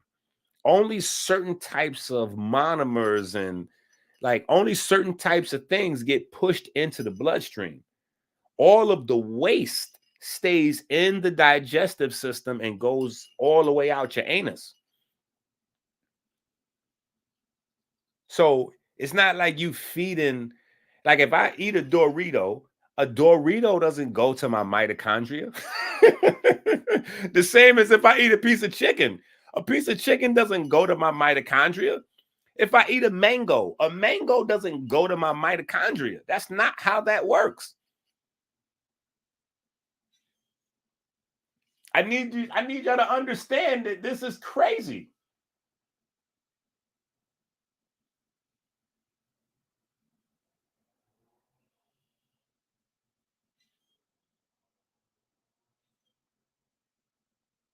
Absolutely. Absolutely. No. That's who Ali is stealing the information from. Dr. Gundry. See, that's what these guys do. They don't do real firsthand research. These niggas, like, they're allergic to books. That's how, listen, books is kryptonite to these guys. It's like how you put a cross on the head of a vampire. All you got to do is come at them with books and they're going to say, oh my God, like, all you got to do is read and it's over. All these guys will shrivel up and like, it's crazy. So all these conversations that is people don't understand, and then people saying things from a specific angle, right? So if you're listening to, for instance, here's a big mistake like Ali and some of these other guys have made. You'll go to a paleo channel, right? Because all these different ideas have different platforms. If you go to a paleo channel, those people are anti-plant-based diets. So they find clever ways to speak down on plant-based diets. If you have a plant-based diet, you have to have nuts and beans and seeds and grains in order to get the amount of protein that you need if you're not going to have meat. So what these guys would do is cleverly plant certain ideas in your mind and tell you, oh, well, there's phytic acid and lectins and blah, blah, blah, blah, blah. So now when you go back to your plant-based ideology, you go, okay, well, how am I going to eat these things to get the protein I need? Because somebody over here told me phytic acid. Somebody told me, and it's pure foolishness. Phytic acid is not an anti-nutrient. That's propaganda from the meat channels. Phytic acid is literally the best. If you listen, if you're avoiding phytic acid, you might as well just eat meat, because phytic acid is the thing that makes the plant-based protein better than the animal. It's no, if you take the phytic acid out, you might as well have you some chicken. Here's and let me explain why I'm saying that. Scientific, the science on it. When you consume animal flesh, right? I'm not even including that you cooked it and blah. I'm not even going to include none of that. We're not going to talk about the hydrocarbons, and we're not going to, all that's off the table. We're just going to say you having it pristine condition. So I'm going to pretend that you're an actual carnivore eating raw or medium rare meat, right? Where the nutrition is still there, right? So when you do that, right, and you break it down, you create, amongst other things, high levels of ammonia and other acids, right? The phytic acid buffers those acids that normally your kidney alone has to wrestle with. This is why when you have kidney problems, kidney failure, or the first thing they tell you, you got to cut down on the protein. Yo, the first thing they tell you. The second thing they're going to tell you is watch out for the phosphorus. That's going to be, and if that's not the first and the second thing they tell you, it's the second and the first thing they tell you. Either they're going to tell you to watch out for the phosphorus, watch the carbonated drinks and the sodas and all that, and then they're going to tell you watch out for the proteins and the meats, and because that's all rough on the kidney. When you have plant-based protein, the plant-based protein has the phytic acid in there. The phytic acid buffers the other acids that you would be producing from metabolism. So you get your amino acids, but it's less work, it's less taxing on the kidneys. That's the major difference, is that you have these components, and phytic acid does get sticky with other things. But that's how every enzyme, all your enzymes require minerals. So me telling you to avoid phytic acid because phytic acid absorbs iron, that's like me telling you to avoid every enzyme because those, and avoid these enzymes because they're going to absorb zinc. Avoid those enzymes because they're going to absorb magnesium. Avoid this because, nigga, what are we talking about? Your blood is going to absorb iron. Like, what are we talking about? Avoid pigment because pigment's going to absorb. So, hey, you might as well avoid chlorophyll because chlorophyll will absorb magnesium. Like, this is foolish talk. This is crazy talk. Enzymes require minerals to function, just like most other compounds or molecule, like active things in your body. The active components in your body require minerals in order for them to function. So by saying that something's going to absorb minerals like that, what does that mean? Just eat more minerals. What are you talking about? Oh, the phytic acid is going to absorb iron. We'll get you some more iron then, nigga. What are we talking about? Like, this is crazy. This is crazy. But what I'm saying is these guys don't study, they don't research, and they know you don't know any better. So they will go to a pro-paleo platform and grab a half a story and then come back and tell you something. Oh yeah, phytic acid, what? Well, what you eating? Oh, well, I'm eating rare ostrich meats. I'm eating rare buffaloes and ostriches and nigga, let me slap What? You ain't no rare deers and ostriches. Nigga, what are you talking about? You live in Philly. You live in New York. You live in Chicago. You live in Atlanta. You live in Texas. What supermarket you know is selling ostriches, nigga? What supermarket are you niggas going to purchase ostriches and rattlesnakes? What? Yo, I'll wait. What supermarket are you niggas going to purchase ostriches and rattlesnakes? Come on now. What are we talking about? See, this is what I'm saying, where we just saying and doing things for views and likes and all that. We just saying ridiculous things. Period. Let's say, for instance, that you was a millionaire, right? Let's say you was a millionaire. So money's not an object and time is not an object. You don't have kids to raise. You don't have a job to go to, right? So you can go out and hunt ostriches and rattlesnakes. Last I know, I didn't even know ostriches growed in America. I didn't even know ostriches. Yo, I didn't even know ostriches was around here in America like that. So clearly niggas, I guess niggas got shotguns. They going in the backyard killing ostriches or Angus. I don't know. Like,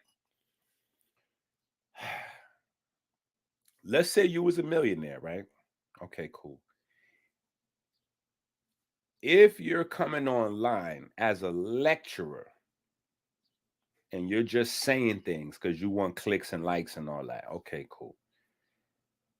That's one thing. You know what I'm saying? You're just trying to be a unicorn and be different so people could watch you and say, oh, let me tune into this guy. He's saying something different. You know, all right, cool. All right. If you're trying to teach people something that they could use in their own life and that they could do with their children, what are we talking about? Where's niggas getting rattlesnakes at? Where am I going to get enough rattlesnakes to eat rattlesnakes every day with me and my kids? Like, what supermarkets sell rattlesnake? What are we talking about?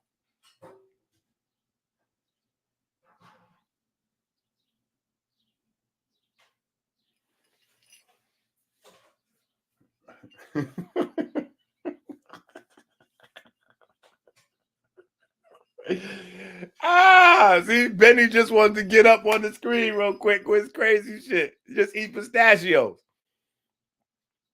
Right? But this is what I'm saying. We got to so if we really want to know how to help people fight cancer, put cancer in remission, reverse cancer.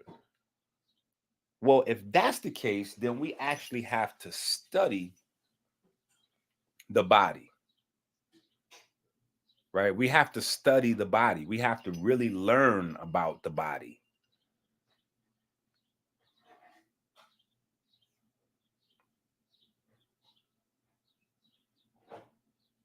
There's no other platform.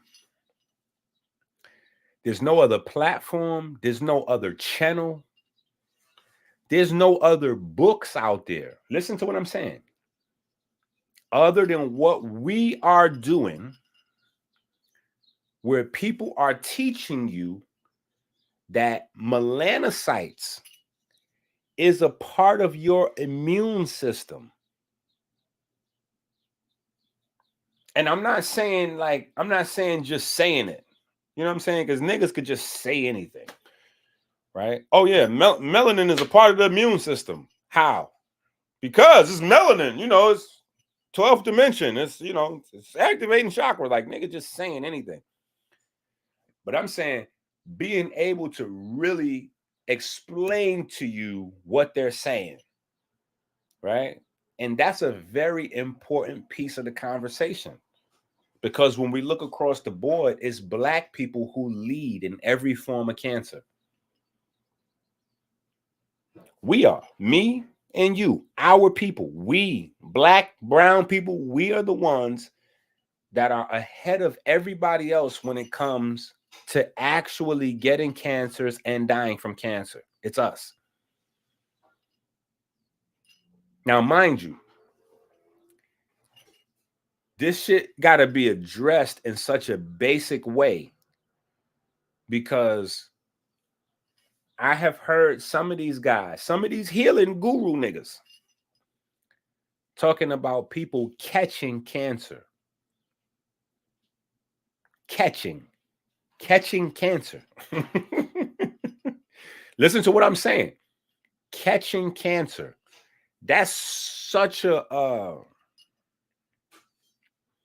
how can I even put this? That's such a fraudulent thing to say. It's just fraud. Like, I don't even know how to say it. I'm trying to put my best possible foot forward with some of these people and on some of these ideas, but just no other way for me to say it. It's people pretending that they know things that they don't know, that they haven't studied. It's one thing to make a mistake. That's what I'm saying. Listen, it's one thing to make a mistake. It's one thing to get passionate and overspeak or misspeak, and that, you know, there's room for that. But it's another thing for somebody that knows better to be able to know that you don't know the first thing. You don't catch a cancer. Cancer is not an infection. You can catch a cold, right? Somebody can sneeze, and then you could be in the room, and then you can also catch a cold from that person, right? You cannot catch a cancer. That's number one. You don't catch cancer. That's not how that goes. You don't catch cancer. That's number one. Number two, all of these niggas, line them up, all of them, put them all together. KT, Yada, Yaki, Ali, Victor, T-Walk. The list goes on. Line them all up. All of them address cancer as if cancer is one thing.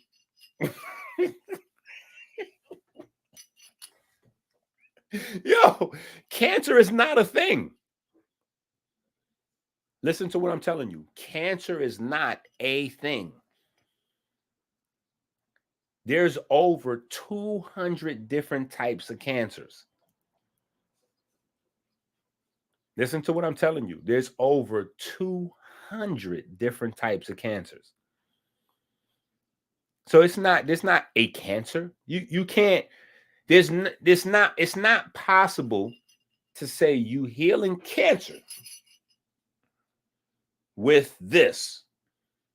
It doesn't matter what this actually is, because cancer is 200 and something different diseases. 200 and something different diseases that you could have in different stages.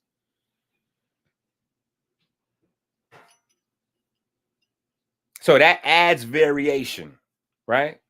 If we just go by the regular basic, the number progression, stage 1, stage 2, stage 3, stage 4, you got 4 stages of progression for over 200 different types of cancers. What are we talking about?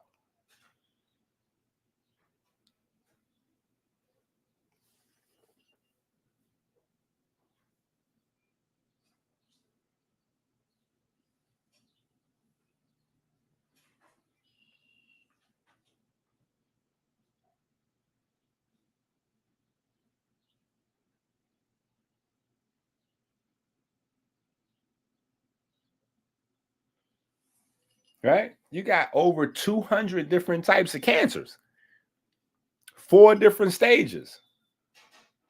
So what specifically are we talking about? See, this is why I'm saying these guys don't know. What they do know is that you don't know. So they could say anything. And then what they do is, let me tell you the hustle comes in.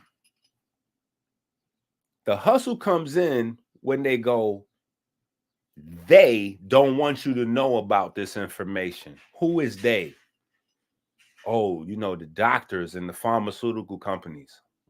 Huh? Why don't they want you to know about what you're saying?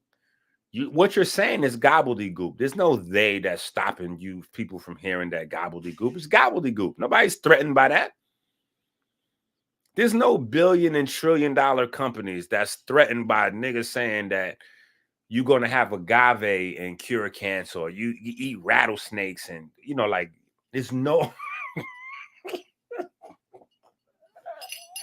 yo, listen to what I'm saying. There's no billion and trillion dollar companies that are threatened by these types of statements. What happens is people use these as cover-ups, so they can cover up the lack of information, the lack of documentation, the lack of study.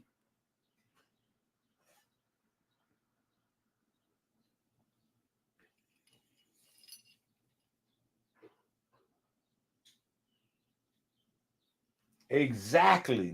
Listen, this is, bro, this is what I'm saying. Like, this is where it gets really crazy.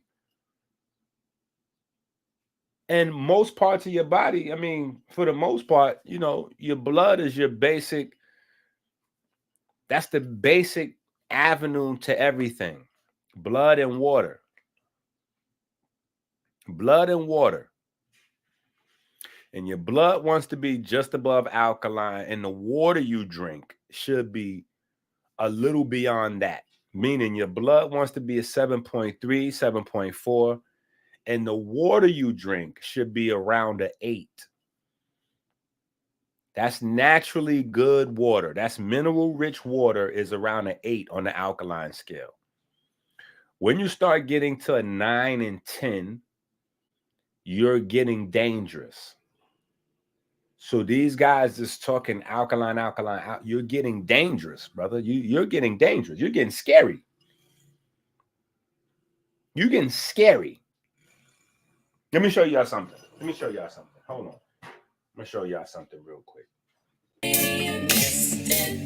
You feed the mitochondria, and the mitochondria has an implosion. And that's the combustion of the mitochondria. That's what disperses the electricity from the cell out into the artery. When you feed your cell, you feed the mitochondria, and the mitochondria has an implosion. And that's the combustion of the mitochondria. The mitochondria has an explosion, Look, you see this? This is good for, I use this to clean my toilet. I use this to clean my toilet, right? This is good for cleaning your toilet. I would not drink this. This is good for cleaning your toilet, right? Let me show you what I'm saying, though.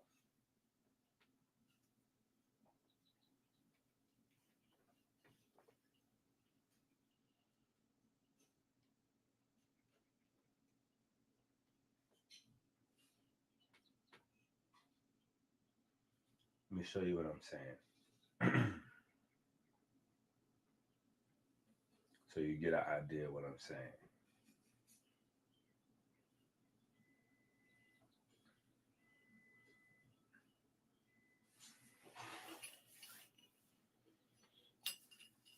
Right? I want y'all to pay attention to this. Look what that says right there, right? Now, we're not going to do you like Reggie and read half a paragraph. Like, we're not going to read half a paragraph and hide the rest. Bleach is one of the most common cleaning supplies in households and commercial settings. This particular product has a pH between what? 11 and 13. So that means what? That bleach is highly alkaline. So when you get higher on the alkaline scale, like I just said, things get dangerously poisonous.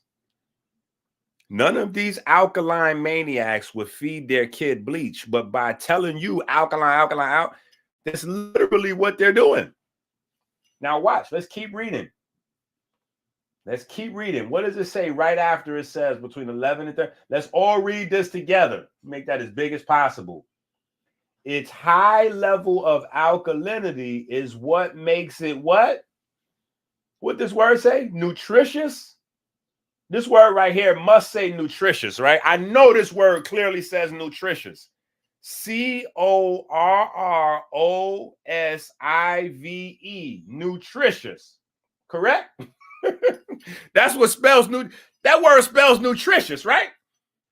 Hold on. That word has to spell nutritious. Maybe let me go back to that again. Hold on, let's go back to that again. Its high level of alkalinity is what makes it healthy. Okay, that's how you spell healthy. My bad. Corrosive is healthy. Is that correct? And that must be what that say right there. The high level of alkalinity makes it nutritious. It got to say that, right?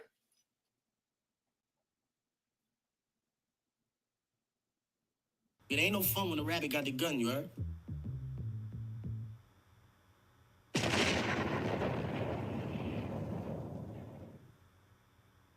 Faith and love. Love and faith. Faith and love. Love.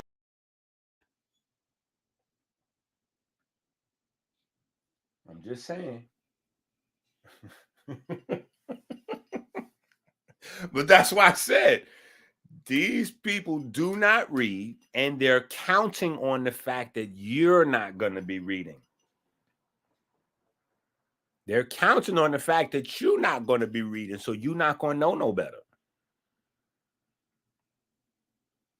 Otherwise, you would know some basic things, right, about cancer. This is the reason why, first, we need to understand diabetes. We got to understand diabetes in order to have a real conversation about cancer, right? At least the diabetes that's most prevalent amongst the Black and brown communities. Let me see if I could. Oh, I need to get my hard drive. Hold on. Let me get my hard drive.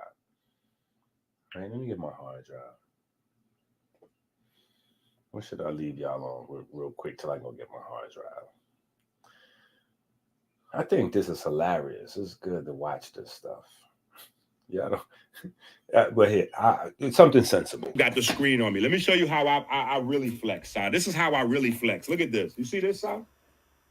This is how I really flex. This is flexing, right? This is flexing, right? And this is just in this last year. All these books right here is on Amazon. I wrote. Not just read. I wrote.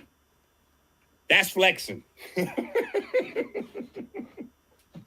But what I'm saying is, in every cell of the body, you have water structure in itself to become the gel that you know your cells are composed of.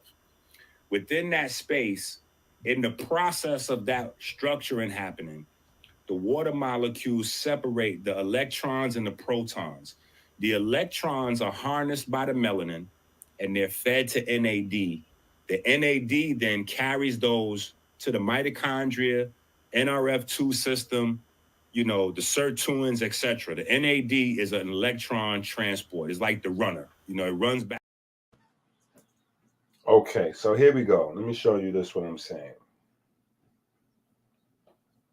All right. All right, so let's look over here real quick.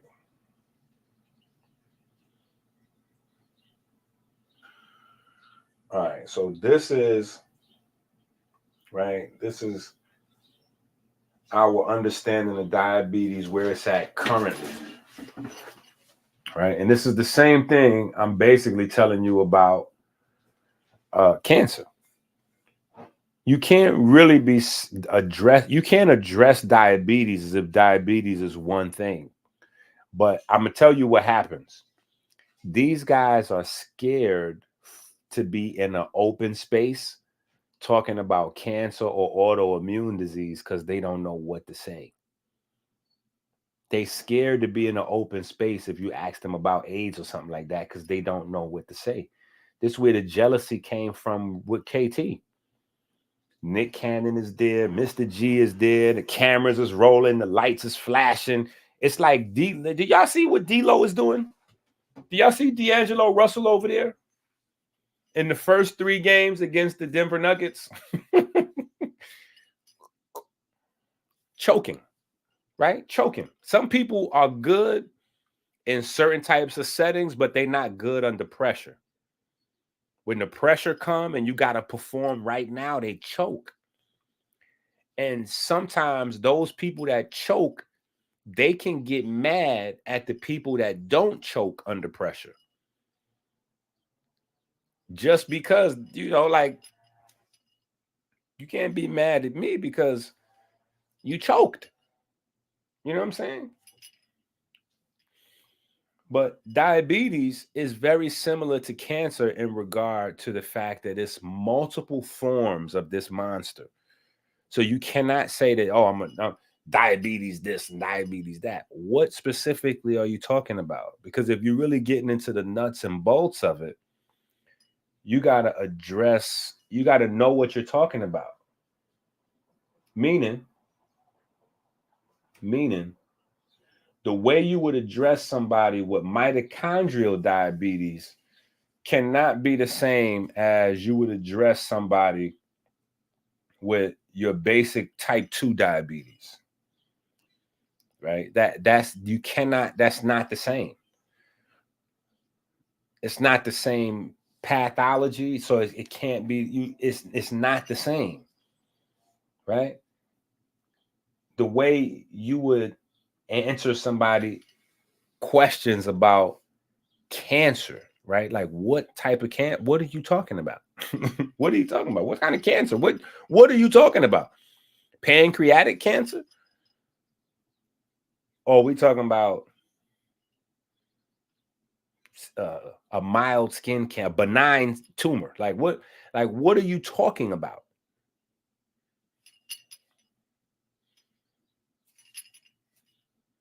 These are not the same things.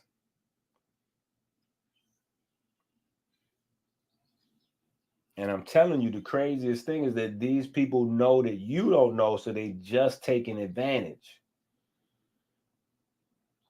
Right? They know you don't know, so they just gonna throw anything out there. Right? They're just gonna throw anything out there. Now, there's many different ways that diabetes contributes to cancer. Right? The most basic is, and this is where Otto Warburg and some of them guys from 50, 100 years ago, this is where their work comes in. When you talk about fermentation, right? And we talk about that, right? Especially coming from the story of Osiris and blood being made out of fruit sugar and all. But when we talk about that in the scientific space, right? You got to know before you get there, the basic difference in the anatomy of a cancer cell versus a healthy cell is cancer cells have 3 times, 5 times, 10 times as many insulin receptors as a healthy cell.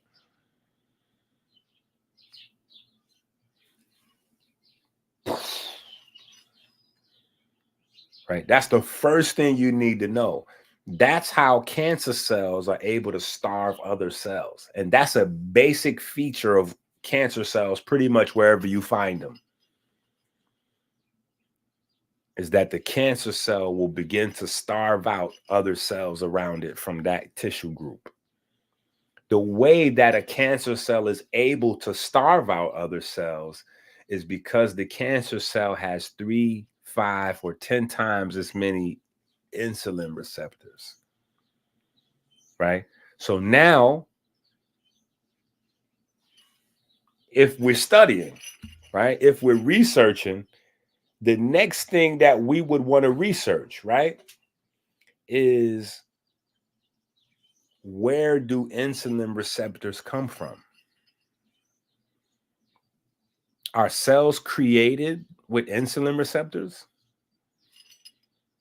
if you don't know any better, you would think that that's how that happens, but it's not. That's why I literally show in the times table. That's why I'm saying y'all got to go study the times table video. In that video, I show insulin receptors being created and broken down, literally in that video. Let me pull that video up for you so y'all can see what I'm talking about. I literally show it because it's a very, very important part of this whole conversation regarding diabetes and cancer.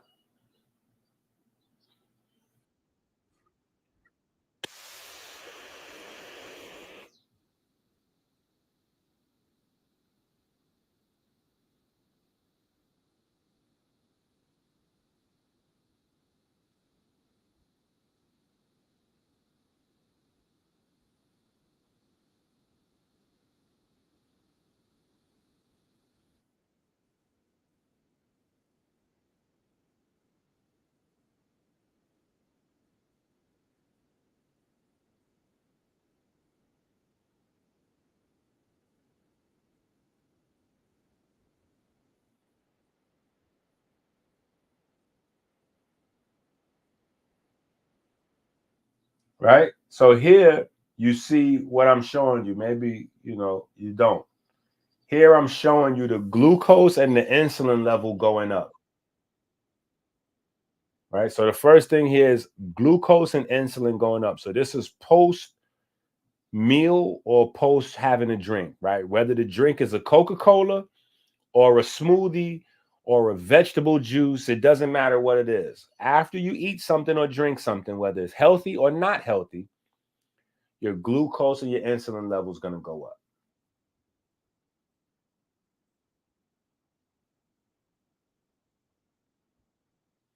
When your glucose and your insulin levels goes up, hold on, let me get to where you can see me. When your glucose and your insulin level goes up, that's when the insulin receptors pop out. That's when the insulin receptors pop out. And the insulin receptors stay as long as the blood levels of insulin are elevated. This is one of the benefits of intermittent fasting. This is one of the benefits of what Elijah Muhammad was teaching. Eat once a day.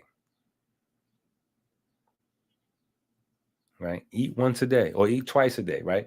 That allows your body a long time to clear all these things from the blood. Right? To clear all these things from the blood. And if we have enough time, we get around to it. We'll talk about how this contributes to cancer and autoimmune disease. I'll get around to both of them. Right? But I'm showing you here. This is why you got to get the books. This is why you got to get the books. Right? Because it doesn't really work for you. Let me say this. What I know does not benefit you unless you learn it and then you know it. I'm learning so I can share it with you, but not just for entertainment purposes. You got to learn this. That's why you got to get the books so you can learn it. I'm asking you to send me cash apps so that I can continue learning, having more to teach you, more to share with you. They both go hand in hand,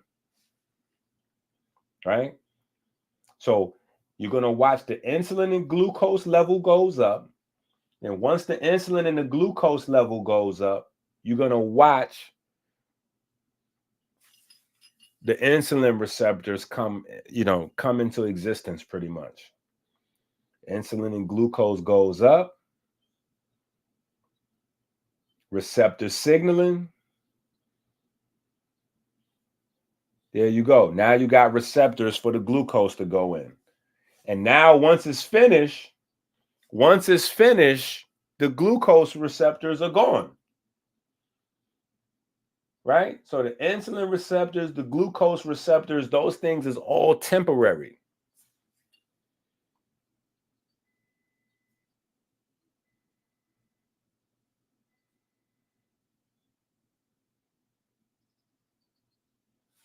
See that? And then when you see that? And when your glucose and your insulin levels goes down, you don't need the receptors anymore. So they're gone.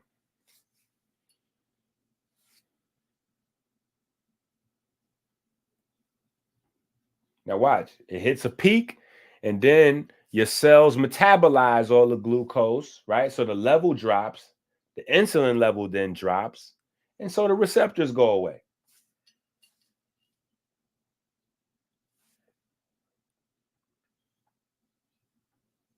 Now, what happens if you're eating all day? Because that actually happens. Now, in the video clip, I obviously put it quick, you know what I'm saying? But in real life, that process usually takes anywhere from 3 to 5 hours, right? So if you eat a meal at, let's say you wake up and you have breakfast at 8 o'clock, right?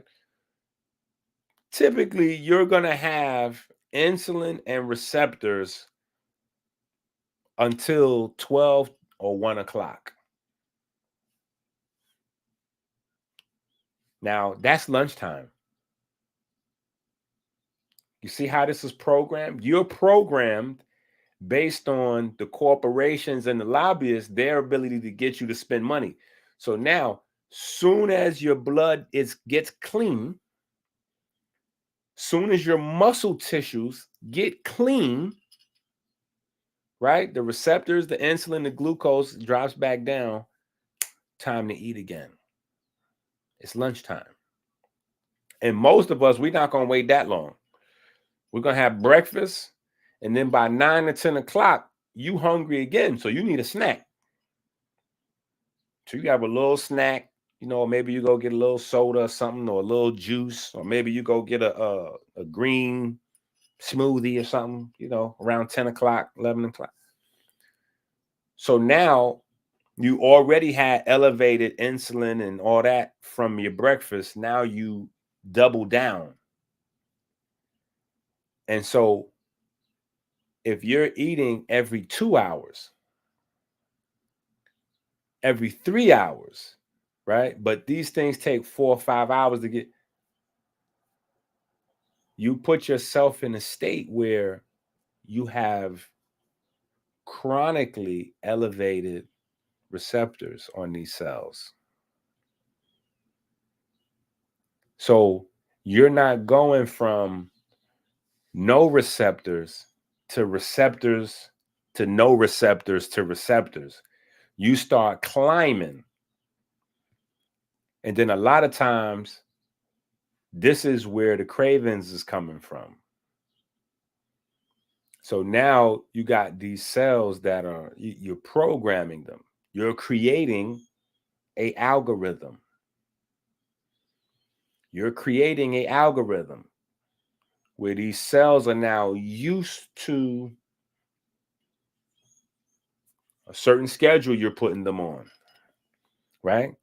And every time you feed them, the neuromelanin is going to send out a blast of dopamine and endorphins, so you feel good. So you feel good. And this is how you get used to dealing with all types of challenges, all types of stress. Dopamine, endorphins, dopamine, opioids. You're not counteracting, you're overriding, right? When you get stress, right, it's not just cortisol. Cortisol is just it's just one of those terms that's floating around, like alkaline, pH, melanin, but cortisol is not the only stress thing. You got C-reactive protein, you got peroxide, and you got homocysteine, right? You got homocysteine. right? And because those things are being chronically elevated, you got people walking around with troponin levels like if they having a full-time heart attack, right? But you deal with those things with water-soluble vitamins, right? Maybe some selenium, you know what I'm saying? That's a mineral, but water-soluble vitamins, B vitamins, C vitamins, selenium. That's how you deal with homocysteine and cortisol and C-reactive protein. And now you can numb yourself to those things. Listen to what I'm telling you. By continuously eating, you produce dopamine and endorphins, which makes you feel good despite what's happening on the inside. It doesn't fix or neutralize what's happening on the inside. It makes you feel good despite those things happening on the inside. So every time the high wears off from the glucose and the insulin, you just want that high to come back. So a lot of times you feel hungry. You're not actually hungry. You don't need calories. It's not that your body needs energy. You fat. Like, how do fat people think you got stored up energy? You're not looking for energy. You're looking for dope. You're looking for opioids, right? That's what you're actually looking for, right? So, but anyway, back to cancer. So these chronically high continuous levels of insulin is what preps the cells to start having these high amounts of insulin receptors on there. So that right there is a basic bridge between pre-diabetes, diabetes, setting the stage for cancer, right? Because any oncologist would tell you, an oncologist would tell you that there's no two cancer cells have been identified as identical. Even cancer cells from the very same tumor are not identical. So this is why they have moved away, right? And this is why I talk about doctors having educations and their educations being timed, right? Thanks to you guys. That's why I need your help. Send it in the Cash Apps, right? Because I'm in a privileged position to be able to continuously study and learn and be up to date with the most current information. A medical doctor is not in that position. A medical doctor's caseload and their daily schedule overwhelm them. So their education usually stops when they graduate, period. Or, and I ain't gonna say when they graduate, but shortly thereafter. Because once they graduate from medical school, they go ahead and do their internship, which is 12 months to 36 months, depending on what country they're in. And then that's it. They're a full-time doctor seeing a full-time schedule of patients, and that's that. They know whatever information was out up until they, that time period. That's it. Right? So you have doctors still running around talking about initiators and promoters, right? That's one school of cancer thought, right? There was a time period where if you read the scientific journals and you spoke to oncologists in a certain time period, they would tell you that cancer is based on initiators and promoters. You have toxic chemicals that initiate cancerous conditions, and then you have other toxic chemicals or even hormones that are promoting cancerous. So once an initiator turns a healthy cell into a cancer cell, then a promoter will actually feed and nurture that cancer cell until that cancer cell can, spread to other cells and metastasize and start moving all around the body and blah, blah, blah, blah, blah. So that was a school of thought, right? There was another school of thought on cancer that cancer cells are about genetic mutations, right? So when cells copy, they make mistakes in copying, and those cells can become cancerous. because they made a mistake. So there's a genetic mutation inside the cell. Now, here's the problem.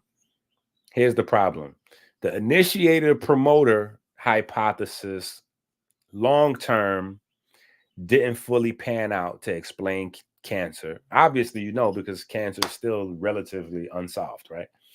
But the reason it didn't pan out is because people are exposed to initiators and promoters all day. We live in toxic conditions. The air is bad. The water is bad. The food is crazy. Niggas getting high. Niggas, people do all kinds of shit, right? And it's not white, black, this, and the other, because everybody's in McDonald's. Everybody's eating Subway. Everybody's eating chicken. Everybody's drinking, orange juice or cow's milk or this or that and the other. And everybody's not having every disease. So the initiator promoter thing was like, there's some holes in this. Right? The genetic mutation thing, when they started to examine these cells,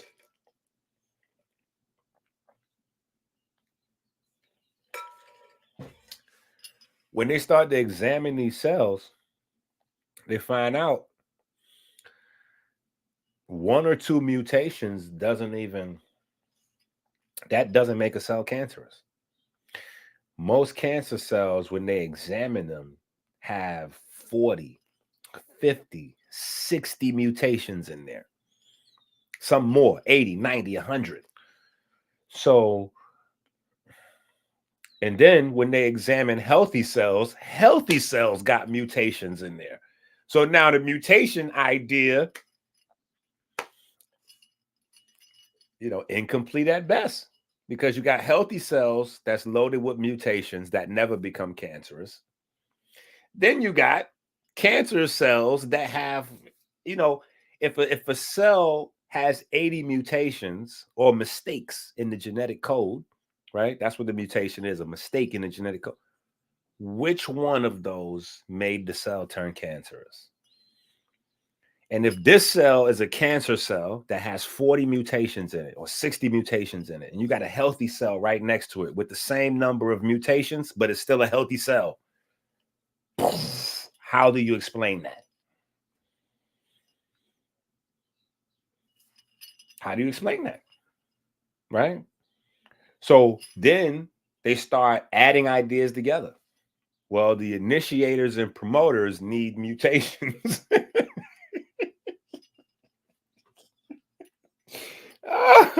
Yo, listen, this is why when y'all get these books from me, right, y'all have to read the boring stuff.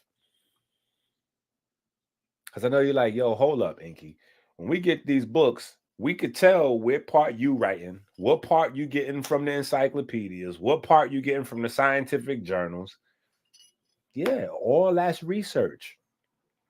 You gotta get all that information. You got to get the research that we're doing.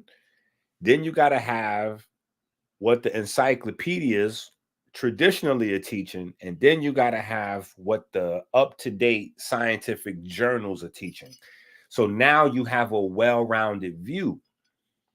That's what you're getting in these books. You're getting a whole 360-degree picture. You're getting a whole picture. I'm not able to speak on things the way I'm able to speak on things because I just get, stuck in one paradigm. Like, or I would sound like these niggas. Oh yeah, cancer comes from mitochondria. Yeah, the mitochondria, you didn't feed the mitochondria correctly, so it became cancerous. What?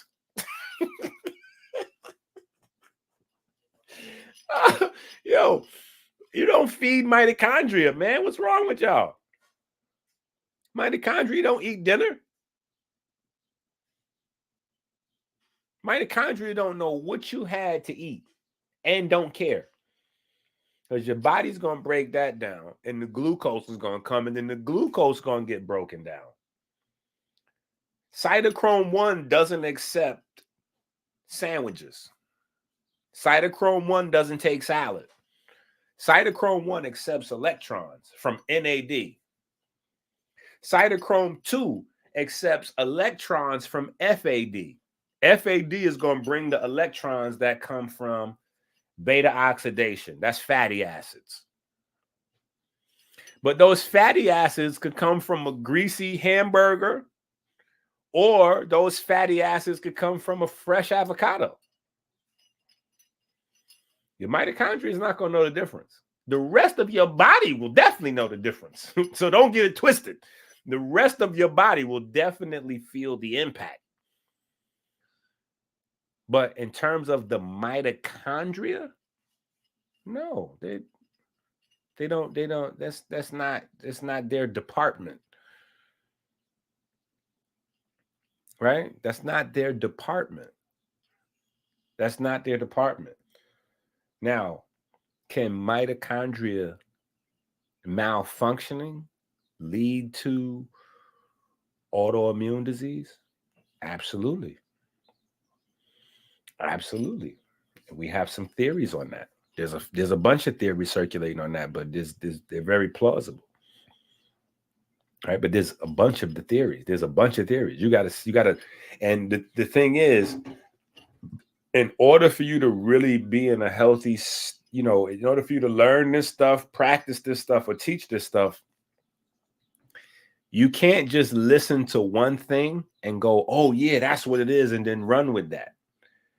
You actually gotta learn, you gotta study all these competing ideologies in order for us to really hone in on diabetes. The first thing we gotta learn is everything about the physicality of diabetes, what actually is happening in the body during diabetes. You can't do that if you don't know that there's multiple types of diabetes.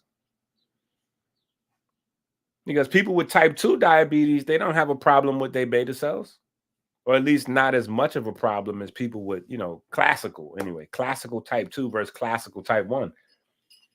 People with classical type 2 diabetes, their beta cells functioning just fine. People with classical type 1 have the issues with their beta cells. And then even with type 1 diabetes, them people is still a wide spectrum in that space.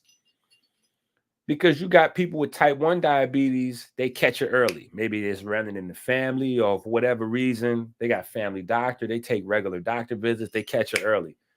Maybe 70% of their beta cells still working. They just need a little bit of help getting over the top.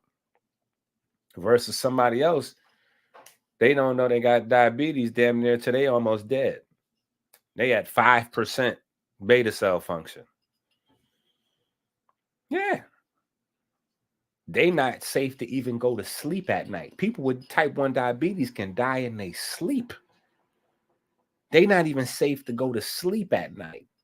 They have to get those machines that go onto their body, so that it's constantly injecting them with insulin every so many minutes. It's a wide spectrum. It's a wide spectrum. You know what I'm saying? So you got to know all these little small details. And so there's parts in the book where you could tell I'm speaking, and I guess I'm more entertaining. So it's like, yeah, but then I get bored when I see this is a part from an encyclopedia, or this is a part from a scientific journal, or whatever. You got to read that.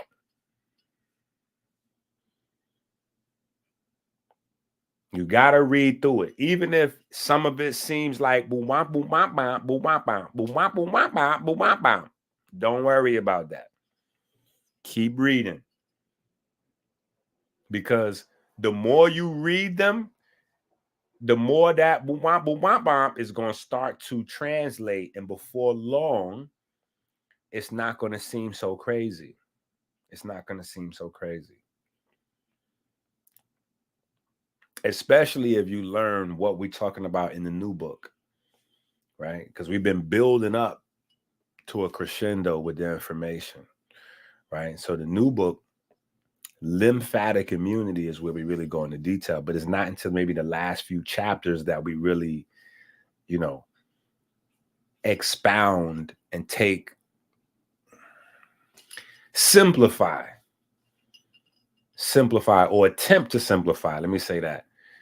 The more complex language about CD this and TMPs and MMPs and cytokines, myokines, chemokines, and just all these different things that intimidate people from studying. Because it seems like there's so much to learn that there's never a possibility of you learning it. And that's far from the truth. It's not really that much for you to learn. It's designed that way to keep you out of it, right? Because if you think it's so much for you to learn that you can't learn it, then you stay in victim mode and you stay as a customer. You never go to the other side where you in boss mode, where you in master mode. You always in slave mode, right? You always subject to, right?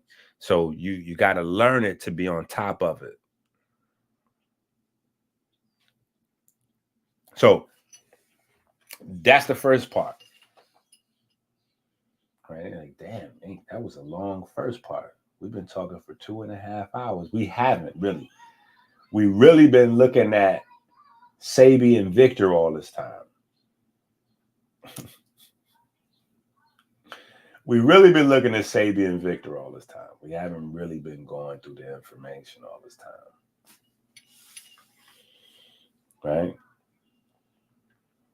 But we got to learn about the levels of the immune system, right? So the one thing I think that separates us from everybody else is that when we talk about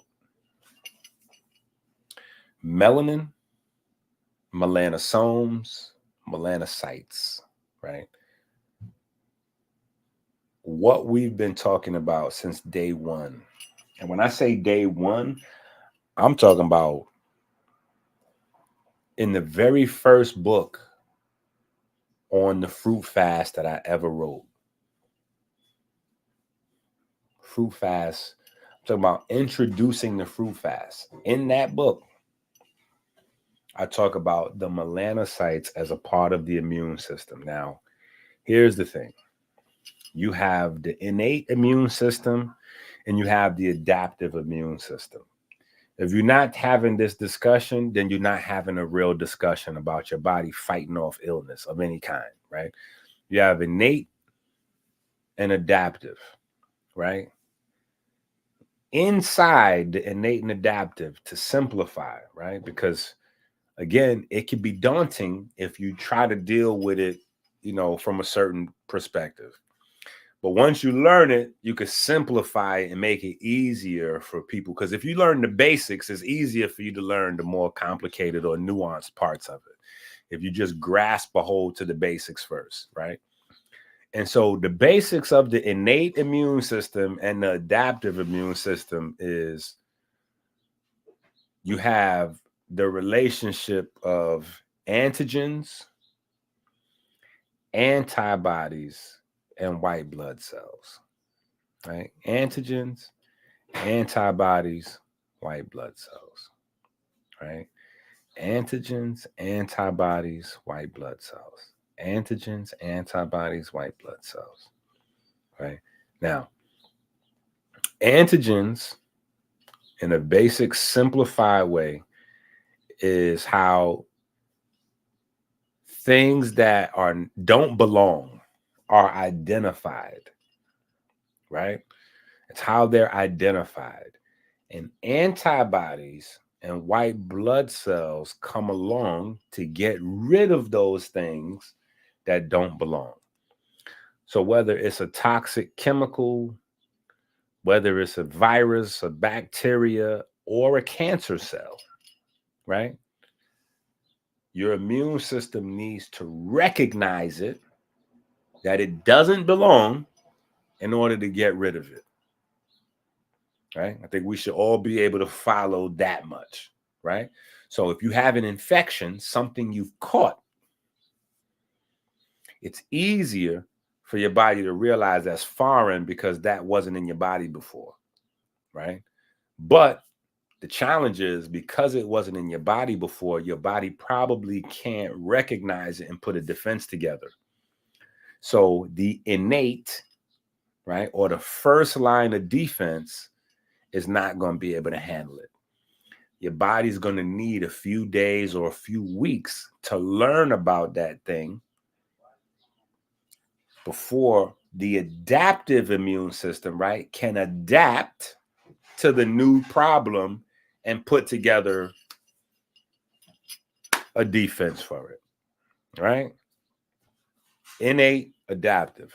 First line of defense, second line of defense. That's how you get it. Maybe easier to think of it that way, right? First line, you know, you got like if vampires popped up.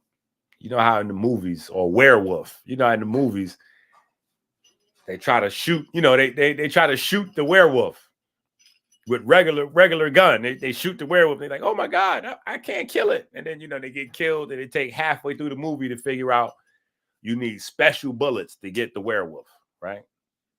Kind of the same thing going on, right? They got to learn about it to figure it out and then go, okay, these are the silver bullets, right? So here's the thing though. There's a special group of cells, right? They're called dendritic cells. Dendritic cells. Dendritic cells works with the HLA system. I know if you've been listening to me for a while, you done heard me talk about the HLA system 1,000 times, right? This is another thing. People saying that they're my teacher. If you my teacher, how come the things that I'm talking about, you don't have no record of teaching? Yo, these niggas got books and videos. How come we not teaching the same information? How come we disagree on these things? Like it's just common sense. But anyway, you have dendritic cells. Dendritic cells are the cells that identify guys that don't belong, right? That's a part of the HLA system. So, okay, this cell is malfunctioning, right? So say, for instance, you got a cell, I don't know, in your liver or anywhere, in your leg somewhere, wherever. You got a cell somewhere malfunctioning. A dendritic cell needs to recognize this cancer cell or potentially cancer cell and tag it with an antigen. That's like calling police or calling your homeboys, you know what I'm saying? Wherever, we got to jump this guy, or yo, arrest this guy. You know what I'm saying? That's what the dendritic cells do. The dendritic cells label guys like, okay, this is a potentially problem cell. This is a dangerous cell right here. We're going to label him. Boom. Now, antibodies can come to that antigen and amplify the signal or destroy the cell by itself. Right? If it amplifies the signal, white blood cells will come, macrophages, T cells, whatever, and come and get rid of the cancer cell. Right? Or the bacteria, or the virus, or whatever. Right? That's how that works. Right? That's how that works. And largely it's water, believe it or not. It's water that actually perpetuates all of this function. Water, the water system. Your body works like a water mill. You know what a water mill is? Let me show you a water mill. Let's look at a water mill real quick. And mind you, what I'm saying is in the book and much more. So it's not, it's much more what I'm saying in the books.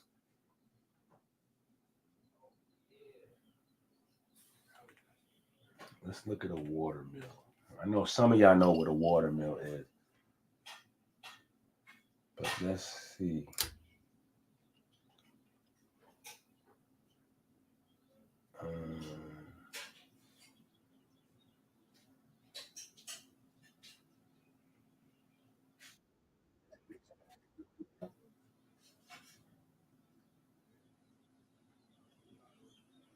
All right, that right there is a water mill.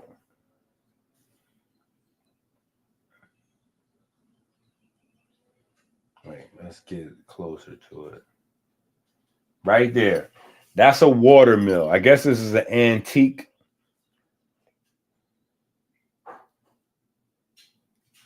But see all these gears and turbines and all of that. All of these things, the movement is powered. Let me see if they show it. Okay, no, he's just showing his house. Let me see something. I want to find a water mill that we can look at.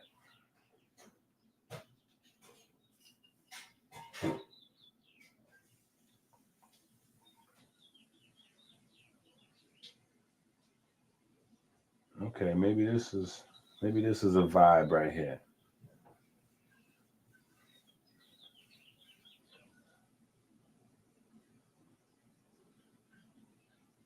Okay, perfect.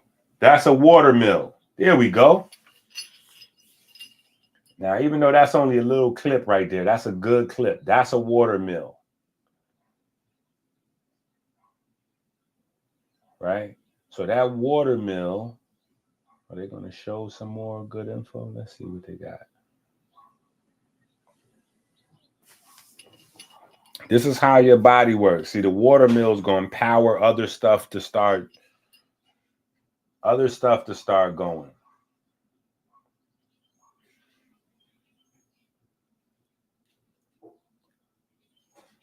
Okay, he's trying to break down and explain it. We don't really need you to do all that breaking down and explaining, champ. We just want to see it. There you go. He got a nice little experimental one. But I think y'all get the idea of what a water mill is.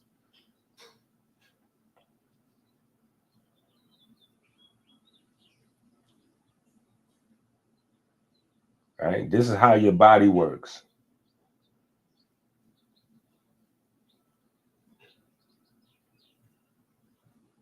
Oh, that's perfect. I might need to get a clip of this. That's what I need. I need to get a little video clip of this so I could really go, have it on hand. And I ain't got to look around for it. But that's a water mill. Right? That's how your body actually works. Right? Your body actually works just like a water mill. Right? Now, how does the water mill go? Right? How does the water mill go?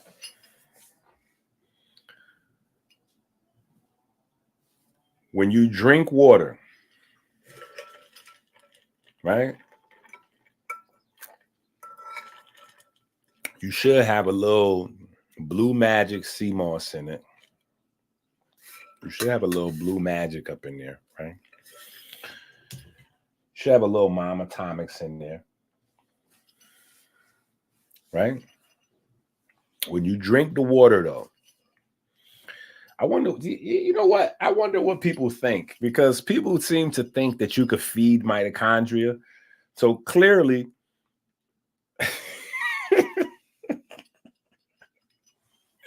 yo, these niggas don't know nothing about health. This is crazy.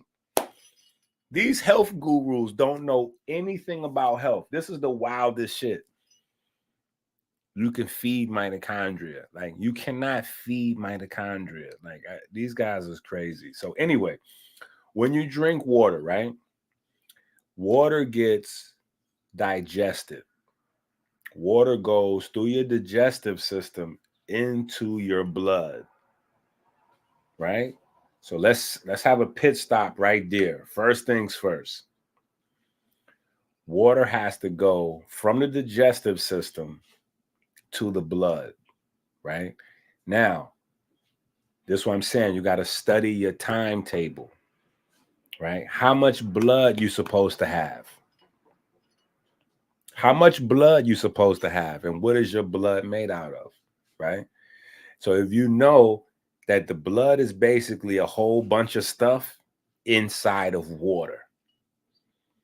To simplify it, blood is a whole bunch of stuff inside water. That's the simplest way you could look at it. Blood is a Kool-Aid, right? Kool-Aid is water and then you mix in the Kool-Aid powder or multiple Kool-Aid powders, right? Back in the days, you know what I'm saying? I don't even know if the kids know what I'm talking about with Kool-Aid. My kids never even had Kool-Aid before. They've never seen Kool-Aid made. They don't know what Kool-Aid is, right? But I'm from the Kool-Aid era. Kool-Aid was a thing, you know what I'm saying? So you probably mix in the grape Kool-Aid with the lemon Kool-Aid, and then you damn near spilled the whole half, like 2.5 pounds of Domino sugar. Right? But that's kind of what blood is, right? Because if you break blood down, you have what? And this is basics. You can't really, you can't really, in the book, matter of fact, it's right here on top. In this Y-Scepter book, right? This is what we're talking about in this Y-Scepter book. All of the components of blood. It's over 3,000 different proteins they've identified in your blood that determine the health of your cells and tissues and aging and this and that, right? When we had the Living Biochemistry course, we talked about all of the different acids that they isolate from the bloodstream. And so there's thousands of different things in your blood, right? But if we go to the basics is plasma, right? Then on top of plasma, you have your red blood cells, your white blood cells, your platelets, etc., right? Then you have whatever food is floating around, right? Because the food is in the blood. So if you just had some food from the Chinese restaurant or a sandwich or a salad or whatever, once your digestive system breaks it down, it now has to go into the bloodstream. So that's where your food stuff goes also. So your food stuff, all this stuff is in your blood, right? But all of those are things floating around inside the plasma. So when you look at plasma, even though plasma makes up 40 to 60% of your blood, plasma itself is 90 some odd, depending, 80 to 95% water, right? The main thing in plasma that makes it not water is the ions, the ion density, right? That's what plasma is about, charged particles, right? So plasma in the sky, in the stars, cosmic plasma is charged particles, electrons, protons. Plasma in your body is charged groups, right? Ions, that's a group, right? An ion is a group, right? An ion's a group. Whereas in the cosmos, the plasma in the cosmos is individual charged particles, right? So, but that's pretty much it. There's still stuff in the water, basically, right? So here's the thing. Here's the problem. You got to understand this watermill thing, right? So if your body's dehydrated, right? If your body's dehydrated, that means your blood volume is going to be low. Your blood volume is going to be low, right? So listen, the blood is the most important thing in your body. So if my blood volume is low because I'm dehydrated, right? And I drink me some water. Depending on how much water I just drank, none of that water may go anywhere but to my blood, right? Because it has to go to my blood first to rehydrate the blood, to get the blood volume back where it's supposed to be, right? So now, once the blood is rehydrated, right? And I'm looking for books because all this stuff is in different books, right? Once the blood is rehydrated, right? Once the blood is rehydrated, see what that say? This is the Clean Apps Fascia book. This book is all about the fascia in the body, right? Connective tissue, right? The connective tissue holds and stores water, right? So that they got to be hydrated, right? But again, blood first. Now, the water goes through my digestive system into the blood. Now, once the blood is hydrated, the excess water after the blood is straight through the capillaries, that water is going to spill over, right? Just like we saw the mill. The water keeps spilling from compartment to compartment to compartment, right? And turning the wheel. So the next compartment, right? So the first compartment is the digestive system.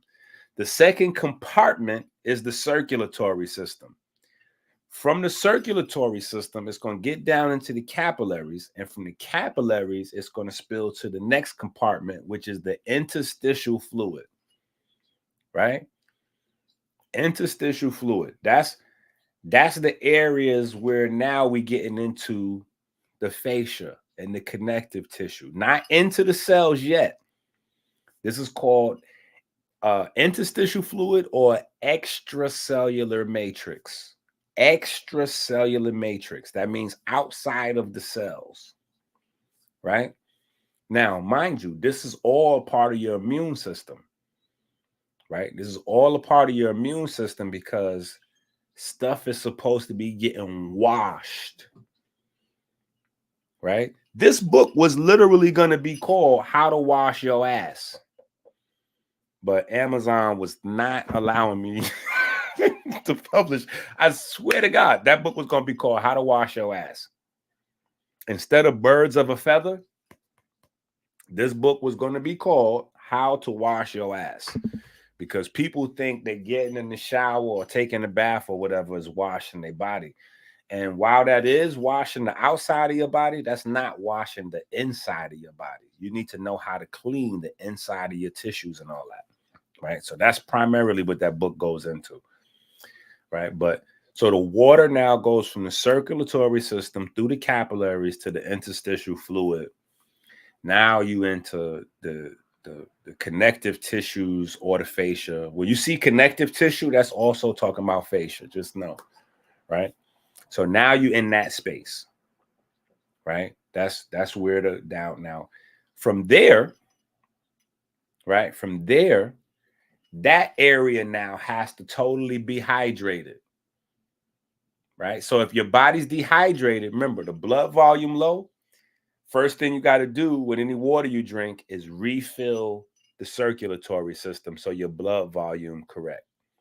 Once the blood volume's correct, the excess will spill over into the connective tissues and the extracellular matrix and all that through the capillaries, right? So if that area is low, it doesn't get to the next compartment. That's the whole concept you got to understand. It doesn't get to the next compartment if the last compartment is low. The digestive system doesn't really store water like that. So you ain't got to worry about that. Once it goes to the digestive system, unless you're having a problem, and see, here's where a problem can come. If you're dealing with diarrhea, right? If you're dealing with diarrhea or you have problems in your digestive system and you're doing watery poop, if you're doing watery poop, right, that means that your body is getting dehydrated because the water is either one of two things is happening. The water is not going into the tissues and the blood, or the water is being pulled out of the tissues and the blood, because you're not supposed to have watery poop. You're not supposed to have watery poop, right? So if you got watery poop, nigga, you got problems, right? You got problems. When I was a kid, I thought that diarrhea was cancer. I thought diarrhea was cancer. You know what I'm saying? Like, my cancer research started because of ladies that I loved when I was a kid. I was always in love with science, but it was ladies that I loved that was dying from cancer. And it's crazy how that works. So you black ladies got to knock off the dumb shit too, because you at risk more than men for certain things. Autoimmune disease and cancer is What? And y'all like playing with this information until, and this is the thing that fucks me up with people. Y'all want to play with this information right up until you get sick. And then when you get sick, you want to act like you don't have time to study. You just want me to direct you to some shit to purchase. I'm going to tell you right now, if you call me up and say, oh, I'm sick, I got this, I got that, I'm going to still tell you to get a book. Yo, what do I need to get? These books, the same books that I've been telling you to get all this time. Okay, yeah, I'm sick right now. All right, you still got to get these books, nigga. You might as well start now, because this is preventative. That's what the whole idea of holistic naturopathic is to prevent illness. It's not to wait till illness knock on your door and then start panicking. But anyway, when I was little, my mom's best friend, her name was Phyllis. She had cancer. And I thought, because she used to be doing these doo-doos, like diarrhea and real bad. And that's what my mom used to say. She got diarrhea, you know what I'm saying? Because she used to be stinking up there. The doo-doo was crazy. You know what I'm saying? But so in my mind as a kid, I'm talking about a kid, like 4 years old, like young, you know what I'm saying? I thought diarrhea was cancer, you know what I'm saying? But anyway, so if you got watery poop, that's a problem. You're having hydration issues, you know what I'm saying? Not the same with doing a whole bunch of pee. If you peeing all the time, that means your body's trying to get rid of stuff. You know what I'm saying? So, you know, that's good work. That's good work. You know what I'm saying? That's good work. Don't be scared of doing a lot of peeing. Right? But so anyway, the water has to go to the next compartment. And it doesn't get to the next compartment if the last compartment is dehydrated. So the water doesn't go through the capillaries to the extracellular matrix to get to the cells to make sure they got the right osmotic balance and all this other shit if the blood volume is low. So got to first get the blood right. Boom. Then go through the capillaries, interstitial fluid, or extracellular matrix. Bang. Now, here's a problem right in that space. It's that interstitial fluid, extracellular matrix, where nutrients goes to get to the body cells. Because I be listening to these niggas. I could tell they don't understand how the body work. Food doesn't just go like when things are in the circulatory system, they don't just like there's no red blood cells don't DoorDash. They don't DoorDash. They don't leave the circulatory system to hand deliver, you know, like half of your sandwich to this or that. You know what I'm saying? It doesn't go like that. You got the circulatory system. And then the middle space between the cells that need the nutrients and the circulatory system is, you know how you could think of it? Like a moat. You know how a castle is surrounded by a watery moat? You know what I'm saying? Like that's what the extracellular matrix is, or the interstitial fluid. So stuff has to float out of the circulatory system into the interstitial fluid. And then from the interstitial fluid, it goes into the cells, right? And that's a whole nother conversation, getting into the cell from the outside, you know what I'm saying? But just for conversation's sake, where we at right now, right? So it goes into the interstitial fluid of the extracellular matrix. Now, once all your tissues get hydrated, now this is a lot. This is where most people don't, the water mill is not water milling. Listen, the water mill is not water milling because right here is where it gets stuck. Your tissues in your body is dry. Your cells are dry. Caffeine, you know what I'm saying? Whether you having teas, coffees, sodas, caffeine dehydrates you, period. So most people is stop right there. Now it's a double whammy because your lymphatic system runs off of this damn water.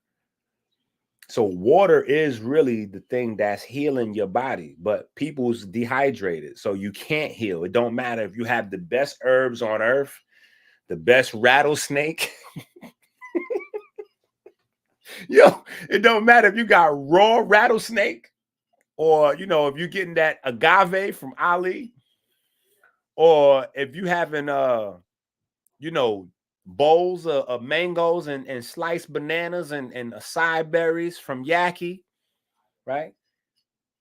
If your body's dehydrated, right? And let me tell you, you niggas out there saying, "Oh no, because you're trying to excuse Yaki." No. What Yaki's saying is you're supposed to get the water from the fruit, nigga. You cannot eat enough fruit to properly hydrate your body. You would have to have like 3 or 4 whole watermelons every day. And I don't know nobody that's carrying around 4 watermelons. Like, a watermelon is not going in your purse.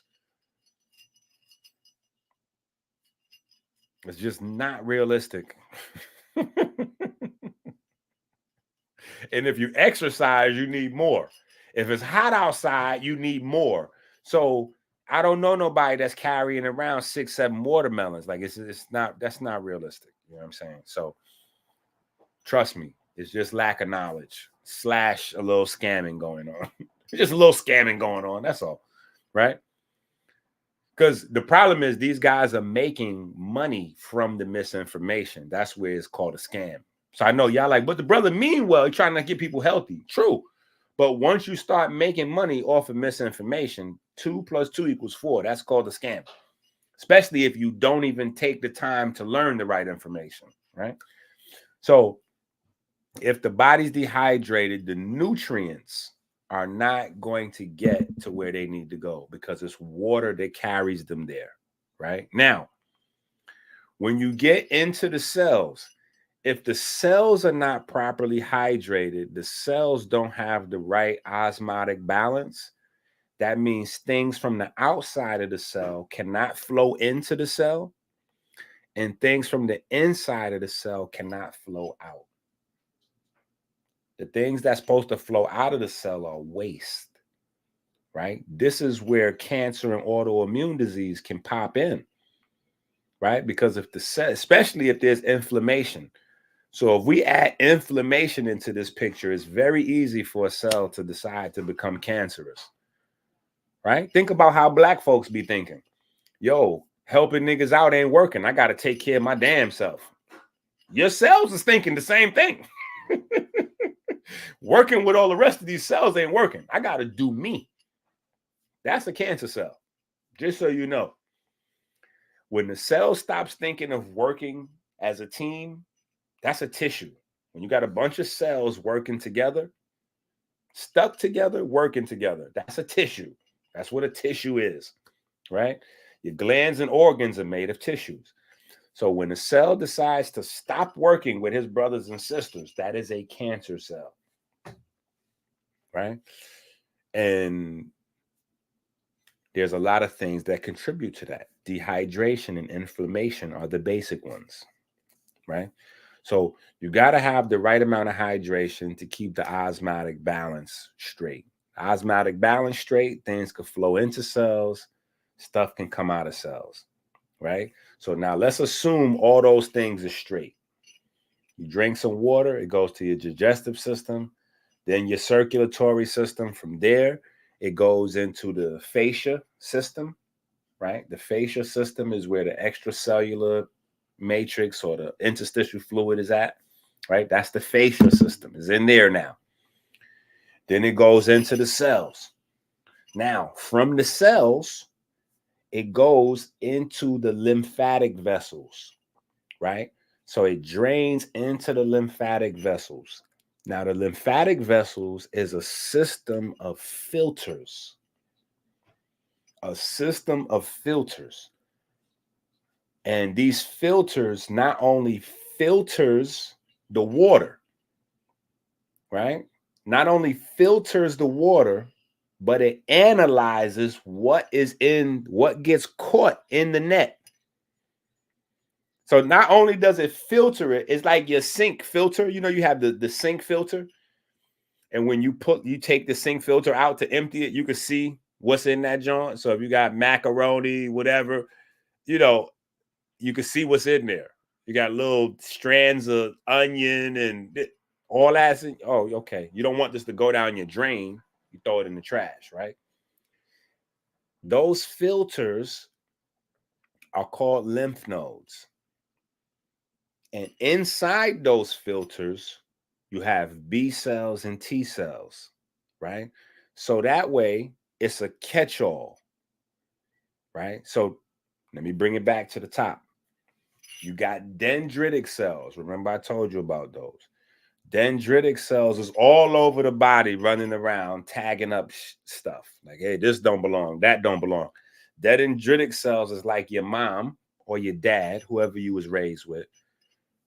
When they come in your room and tell you, get them damn laundry off the floor. That cup don't belong there.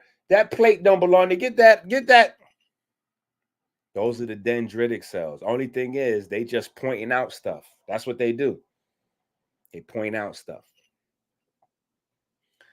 Now, the antibodies and the white blood cells, they roaming around the body too. They grabbing up stuff. Now, the things that they don't catch, right? What don't come out in the wash, come out in the rinse. This is why you need to learn how to wash your insides, right? Get the fascia book, right?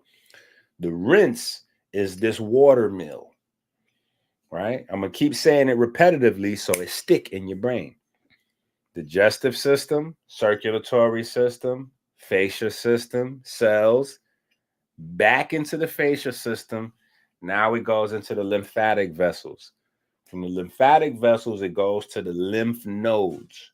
In the lymph nodes, now the body get to analyze what's get caught in the filter traps. Oh, we got these type of viruses floating around. Okay, well, not only is the B cells and the T cells inside the lymph nodes getting ready to deactivate any viruses or kill any bacteria or kill any cancer cells that it catches right there in the lymph node, but it's going to put the message out. Yo, we just caught these type of cancer cells. Yeah, we caught some liver cells looking crazy in the lymph node. So yeah, yo, if you see, you know, it's on site. You know what I'm saying? Like that. It's on site. If you see these type of cells anywhere, it's on site. Light them up. You know what I'm saying? Or if you're watching Chicago PD, or if you're watching SWAT, you know what I'm saying? That's when the cops are like, yeah, it's a warrant. You know what's funny? In these cop shows, they kill all the bad guys. Yo, very few niggas goes to jail. Yo, very few niggas goes to jail in these cop shows, right? I'm watching SWAT or Chicago PD. It seemed like whoever they go to arrest, they always wind up put the gun down, and they never put the gun down. So they have to shoot the guy, you know what I'm saying? But that's how your immune system works, you know what I'm saying? So everything is constantly being moved by water, right? So anything that doesn't belong in the digestive system, right, it's going to get washed through the body, through this process. It's going to get washed. It's going to get pushed into the blood with the water. Then it's going to get pushed into the fascia with the water. Then it's going to get pushed into the lymphatic system with the water. And if none of the dendritic cells and the T cells and stuff like that that's roaming around catches it, the water catches it and washes it into the lymph node, where in the lymph node, the body can break it down. Now, mind you, while I'm explaining this water, this is also the process of innate versus adaptive immunity. So you learning on multiple levels listening to this long, drawn out story I'm telling you, right? That's why you got to hit the Cash App, because I know you niggas are learning. And it's not about just keeping yourself healthy. It's about all the money you're going to save, because when you're learning from me in these books, you're able to save from buying yourself $1,500 packages from these goofball niggas that don't even know how your body works. right? So now the lymph node is doing two things. A is killing everything it catch, right? As it's straining and filtering the water. It's killing what it catch. But you have memory B cells and T cells that's recording, like scribes, all whatever's going on. So now it's putting the word out. Wherever those things pop up again, you already know this how you deal with it. This antibody or this, whatever. This is how you destroy it. This is how you get rid of it. This is how you sequester it. This is how you flush it from your system. Whatever the body has to do to deal with the problem.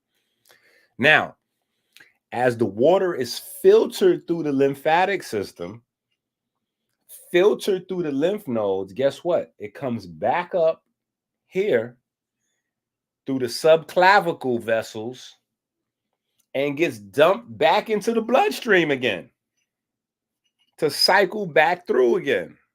And this is how the water mill turns, right? So it goes digestive system, circulatory system, interstitial, extracellular matrix, fascia, all that's the same, right? Then from there, lymphatic vessels through the lymph nodes where it gets filtered and cleaned and then dumped back into your circulatory system. Dump back into your circulatory system, right? And each of these places, obviously, you need different sets of ions and nutrients to condition the water because, like I said, when it makes that next stop, right, when it goes from your circulatory system out into the interstitial fluid and the fascia system, that's where you have different types of waters being replenished, right? Because you have pleura fluid around the lungs. If that water gets polluted, it's called pleural fluid. But if you got pleural fluid around the lungs, right? You got cerebral spinal fluid around your brain. You got what the hell is that water in your ears? You got fluid in your ears. You got fluids, different types of waters. All these is different types of water with added stuff to it, right? To make it simple. Inside your joints and all that, synovial fluid.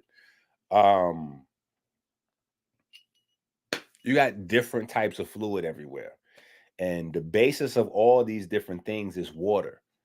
So all these spaces has to be well hydrated before the runoff, the extra water, now goes to the next space, right? So you got to have enough water. So this is why what we teach in our program, you have to drink at least 1 cup of water every hour.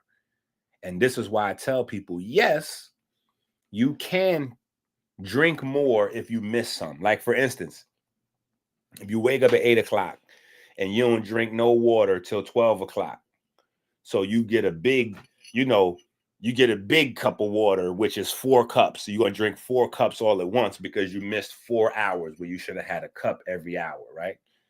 Yeah, you could do that, but it's not the same because you need water per movement, right? You need water per movement. So it's not the same if you wait a whole bunch of hours and then just try to drink a half a gallon at one time. It's cool. I ain't telling you not to do it because you got to get the water in however you got to get it in. But it's best if you can get the water in every hour, every 60 minutes, right? Every 60 minutes. We want to do 60 seconds of exercise and we want to have at least 8 ounces of water every 60 minutes. That's our program. That's what we teach here, Melanin versus Diabetes, right? And then also, one of the things that separates us from other animals is that animals actually have lymphatic hearts. Like the same way we got a heart for our circulatory system, animals have lymphatic hearts, meaning they got hearts for their lymph to pump around. So they have the option of not being responsible for their immune system. You don't have that ability. So now, If you don't exercise every day, right? Because, okay, you got 3 types of muscles, right? And now, mind you, this is all cancer shit I'm telling you. What I'm telling you is cancer information. This is how cancers develop, right? Because everybody's body, if you're an adult, your body produces cancer cells every day. But they never become a problem because your body is able to catch them and kill them before they multiply into tumors and metastasize. None of that. Your body catches them as little single cancer cells here and there. Your body catches them, bodies them, destroys them. You never know about it. You go on about your business. Your lymphatic system catches them, right? But as you start to dry out, you get more dehydrated, right?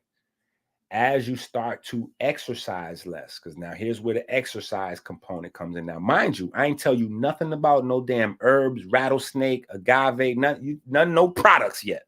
This is basic information. This is the basics, right? Because if your basics is not in place, it doesn't matter what you do with the herbs. They're not going to work. It don't matter what you do with the medicine. The medicine ain't going to work. Notice that herbs doesn't work for everybody. Notice medicine don't work for everybody, right? Some people, get cancer. They go to the hospital and they're able to beat cancer with chemo and medicine and pills, and they beat cancer, right? Some people, they go through that process and die, right? Some people get sick and they try to go the herbal route. Some people take the herbs and they do a program and they beat cancer. Some people take the herbs and they die. Why? Because none of these goofy ass holistic niggas understands how the body works, right? Neither does the medical doctors. The difference is, now I'm gonna tell you the difference, and I know y'all not gonna like this, but this is why I don't have beef with the medical doctors and I have beef with all these holistic niggas. The medical doctors never claim to know how the body works. Listen, they are medical doctors. They are studying medicine. That's what their claim to fame is. We know how these drugs work. Yeah. We went to school to learn drugs. That's what they learned in medical school. They learned medicine. They never lied to you. They didn't tell you they went to school to learn nutrition. Because if that was the case, they would be a nutritionist. I am a certified sports nutritionist. Yeah.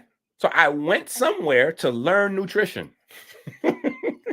Doctors doesn't do that. They go to school to learn medicine.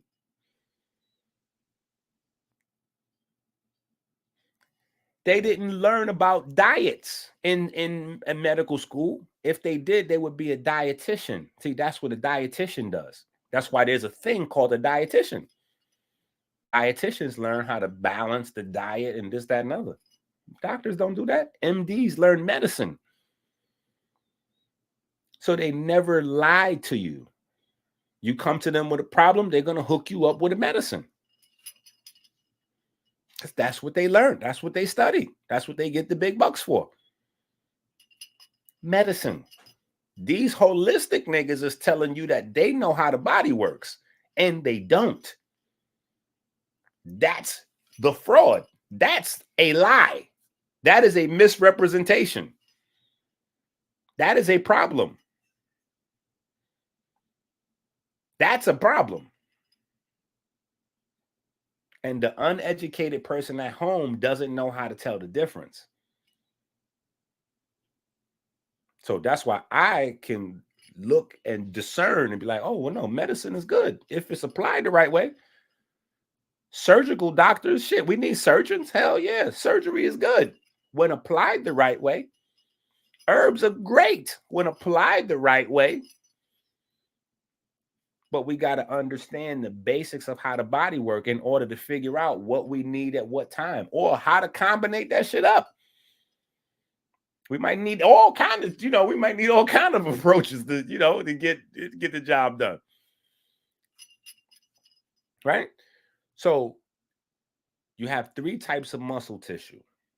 You got skeletal muscle, You got cardiac muscle, which is the heart.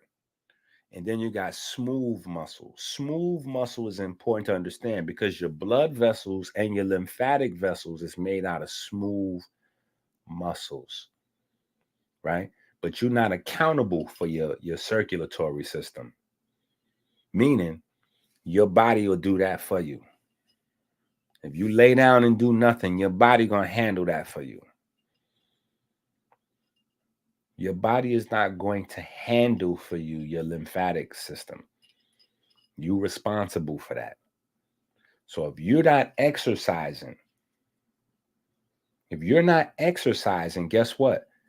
The water, that whole process I broke down about how the water is moving through the fascia and moving through the extracellular, interstitial, lymphatic vessels, and it's filtering and cleaning. None of that's happening inside you. So you are a filthy nigga. You a filthy nigga. You're a filthy nigga. Yeah. And this is why, listen, this is why deodorant was such a popular, amazing invention. Because niggas are filthy on the inside, and no amount of showering, no amount of bathing can take care of that foul smell coming from the inside of your body. Because your water is putrefying all through your body. You don't move. So even if you drink the water, now here's the thing. If you drink a hell of water, like if you're drinking like 2 gallons a day, you can actually afford to exercise less. Not exercise, but you can afford to exercise less because the sheer volume of water you're drinking is going to force water to move through there to some extent. And your aorta, you know, the was septor, the aorta, is responsible for the circulation of the cerebral spinal fluid, and it helps to circulate the lymph through the body. Because the aorta is so big, it's called arterial pulsation. Look it up. It's called arterial pulsation, right? The aorta does that, and it pumps so hard that all of the water throughout your body gets a small nudge from the aorta doing this thing. It's called arterial pulsation, but the main artery is the aorta. So the main push from arterial pulsation comes from the aorta. All right, so you get some movement. So if you overwhelm your body with water, you will get some movement. But the problem with overwhelming your body with water is that, remember, I told you all of the different fluids in your body have to be conditioned a certain way, right? In order to be blood plasma, you have to have certain ions, certain proteins have to be present in order for it to be plasma. Certain ions and minerals and proteins have to be present in that water in order for it to be cerebral spinal fluid, and on and on and on, right? The fluid in the ear, the fluid inside your eyes, the fluid around your lungs, the fluid, you know, all these different fluids need to be conditioned with certain nutrients in order for them to work wherever they're supposed to be at, right? That's what separates them, is the concentration of amino acids, minerals, and ions, and all those different little things that, you know, is in there, right? That's what's going to separate lymph from plasma, from interstitial fluid, from this one and that one, right? So when you start to exercising now, because those lymphatic vessels is made out of smooth muscle, just like your circulatory system, this is why exercise lowers your blood pressure. It lowers your blood pressure because when you start making the smooth muscle contract and relax, that stimulate nitric oxide to release. When nitric oxide is releasing, now stuff is flowing. And because stuff is flowing without the work of the heart job is easier. So now the heart can go down and stop pumping as hard. Now you got the water moving through the lymphatic system way faster. Now listen, the faster the water moves through the lymphatic system, the faster the water moves through the fascia, the faster the water moves through the brain, the faster it moves through the spine, the eyes, the ears, and all these places in your body, the faster the immune system works, right? Because now, say for instance, you exercise 2 or 3 times a day. Well, 2 or 3 times a day, the water is making complete cycles all the way around. The lymph nodes is able to clean the body. The lymph nodes is able to clean the body, catch all these little cancer cells, bacteria, viruses, and whatever else the hell is in there and get rid of it.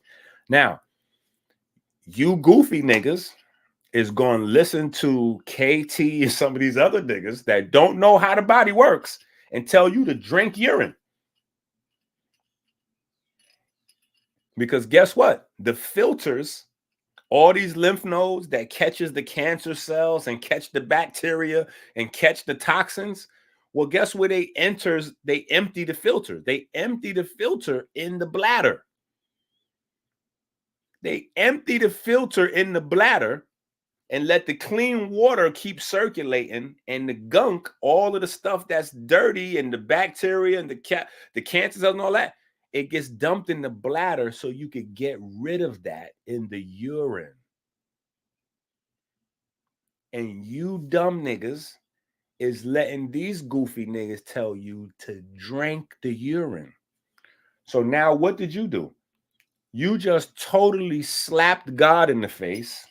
Yeah, you just slapped God in the face, slapped your lymphatic system in the face.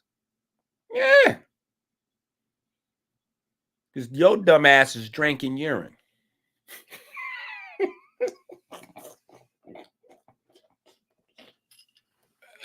Yo, listen to how long it took me to explain that shit.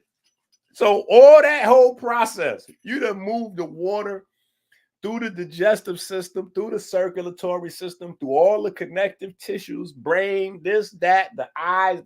You done moved the water all over, all through the lymph nodes and all that to clean your whole body, head to toe, so that all those bacteria and viruses and toxins, all those things get dumped into the nodes, the lymph nodes, and those all get dumped into the bladder so you could pee it out, get rid of it, right? Your body doesn't want those things.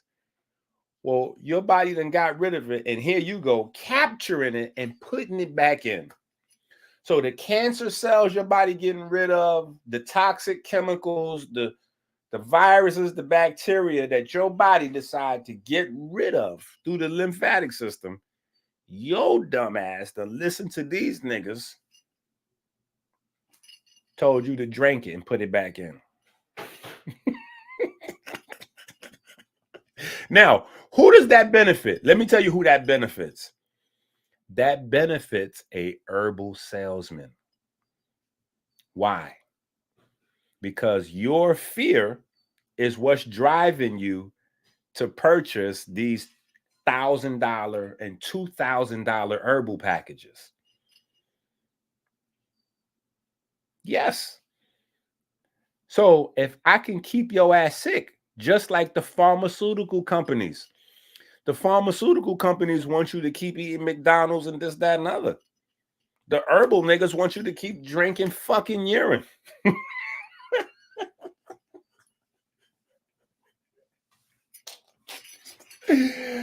Blood fucking clot, nigga.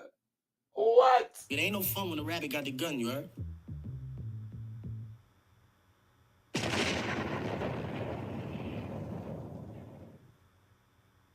Faith and love, love and faith, faith and love, love. Yo, let me tell you, they totally misrepresent that part every time. They totally misrepresent that part every time. They make it seem like Sebi was saying that the urine restored his eyesight. No, it's the urine drinking that made him lose his eyesight, you goofy niggas. But that's what I'm saying. Once you learn how the body works, right? Nobody can tell you to drink urine is a good idea. Nobody can tell you that. It's the same as the doctors when a woman have a baby and they offers women to eat their own placenta.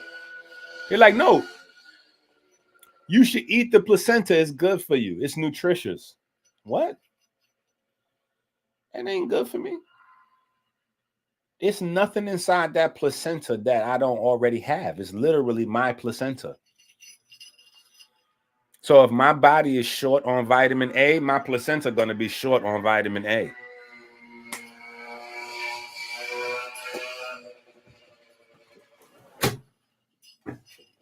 Right? If my body is short on iron, my urine is going to be short on iron. And that's just on a very simplified, like, no, I don't need to drink urine. Urine's not going to have any new nutrients in it because it's my urine. So it's literally like EnQi extract. And I'm not extracting the good stuff. This is literally me squeezing lymph nodes. It's like taking lymph nodes and squeezing it into a cup. So I'm going to take the filters of the body, the where all of the garbage is stored, the bacteria, the viruses. And what about people that need healing? People that need healing. Because nobody ever thinks to try this stuff when they're healthy. So first of all, we got to take that into consideration. The people that's looking for alternative ideas to get their health together is people dealing with some shit.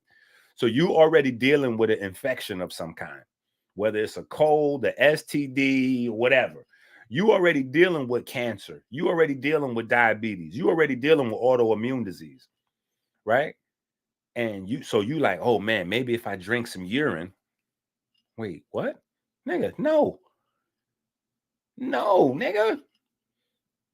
If you have an autoimmune disease, right? That means that, and we probably get, I don't know if we get to it today, but we get to the basics, right? When I talked about antigens and antibodies, people with autoimmune disease, they have what's called auto antibodies. These are antibodies that is attacking the self, right? The stuff that they're not necessarily supposed to attack. They're going too far. They're too aggressive. This is an overreactive immune system. Cancer develops primarily because your immune system is underactive. Your shit is too lazy, right? Your immune system's not doing its job. Autoimmune disease is your immune system is overreactive, right? It's like police again. If we use police, for example, if your police ain't doing their job, all kind of crimes is going to happen. If your police is overreactive, that means they out there shooting innocent people, right? So you need somewhere in the middle, right? But let's go back to the urine for a second. If you got autoimmune disease, right? Your body wants to get rid of these auto antibodies. These are the things that signals the white blood cells to attack your tissues. Depending on what type of autoimmune disease you got, it comes down to white blood cells attacking a set of tissues. Well, the reason why it's attacking those tissues is because you got auto antibodies telling them to attack those tissues. So your body needs to get rid of those auto antibodies, right? So they should be caught in the lymph nodes and flushed on out. But if you're drinking your urine, when they get caught in the lymph nodes so your body could get rid of them, your dumb ass, you go put it right back in. No. If you got cancer, when the cancer cells get caught in the lymph nodes, you're going to catch it in the urine. And if you got an infection, meaning you got some type of bacteria or virus up in there, when your body beats it up into the lymph node, boop, lymph node to the bladder to get rid of it, instead of letting the urine go down it, where are these bacteria going? Let me put them back in there, give them another. No, no, no. It's for the people.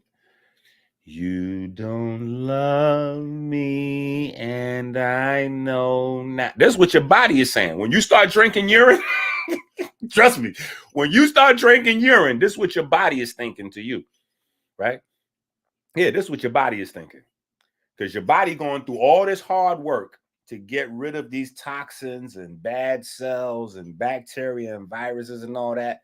And after your body do all this damn work to get rid of these things, your ass catches it and listens to a goofy nigga off the internet and put it all back in play. Whoop. Your body's, no, no, no. It's for the people, the people. You don't love me, and I know now. Because you drank pee.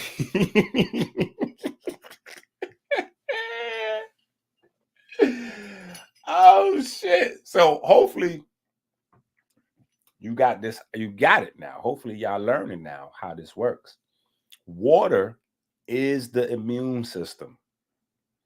Water is the basis of the immune system. Now, if we get back to the head of this thing, right? You got dendritic cells. The dendritic cells is the ones that points out all the things that need to get flushed out of the system. The number one dendritic cell in your body is the melanocyte.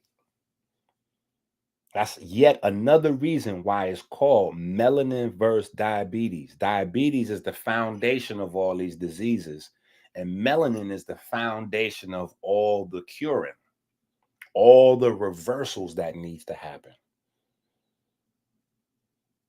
Melanin. Melanin deals with inflammation because melanocytes deal with inflammation. Directly and indirectly. It deals with inflammation because it produces catalase. The number one agent of chaos in your body is peroxide. Peroxide production is the number one problem you got to deal with.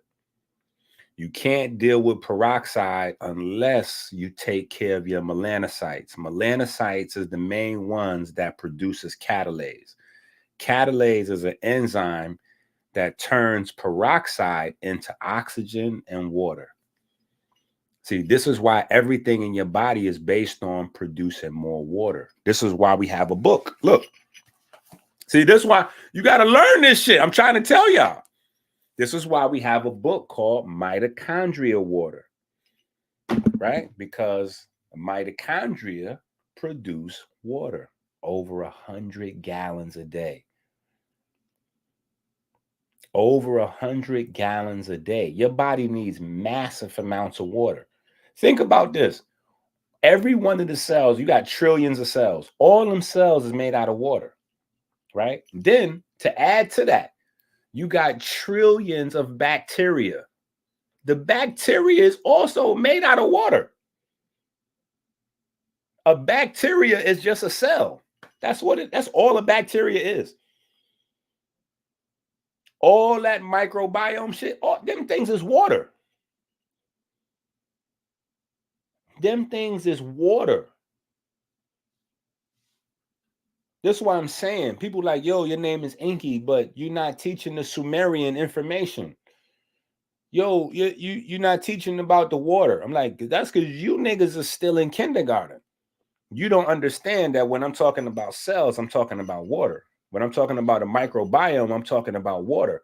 When I'm talking about your lymphatic system, I'm talking about water. We can't just keep having ridiculous kindergarten conversations like, oh yeah, well, get the alkaline water versus the spring water, because if you had the tap water, like, nigga, this conversation is like way bigger. We got to move on from that, right? Water is always being recycled, filtered, and produced because you literally need hundreds of gallons of water every day, but your body produces it. And the problem is, like, when they talk about drinking too much water, that's because you're drinking water so fast that the water is not having the time to mix and become the water that it needs to be. Meaning, if you just run 3-4 gallons through your body, right, of unmineralized water, right, the water has to mineralize properly. That means the ions and all kinds of other things, proteins and all kinds of things has to be added to that water you drink in order for it to become plasma. Then from plasma to interstitial fluid, there's another change that has to happen in the chemistry of that water in order for it to behave as interstitial fluid. Then the chemistry has to change again for that water to now be cytoplasm. Then the chemistry has to change again for that to be lymph. Then the chemistry has to change again for it to be pleura. Then the chemistry of that water has to change again in order for it to be cerebral spinal fluid, right?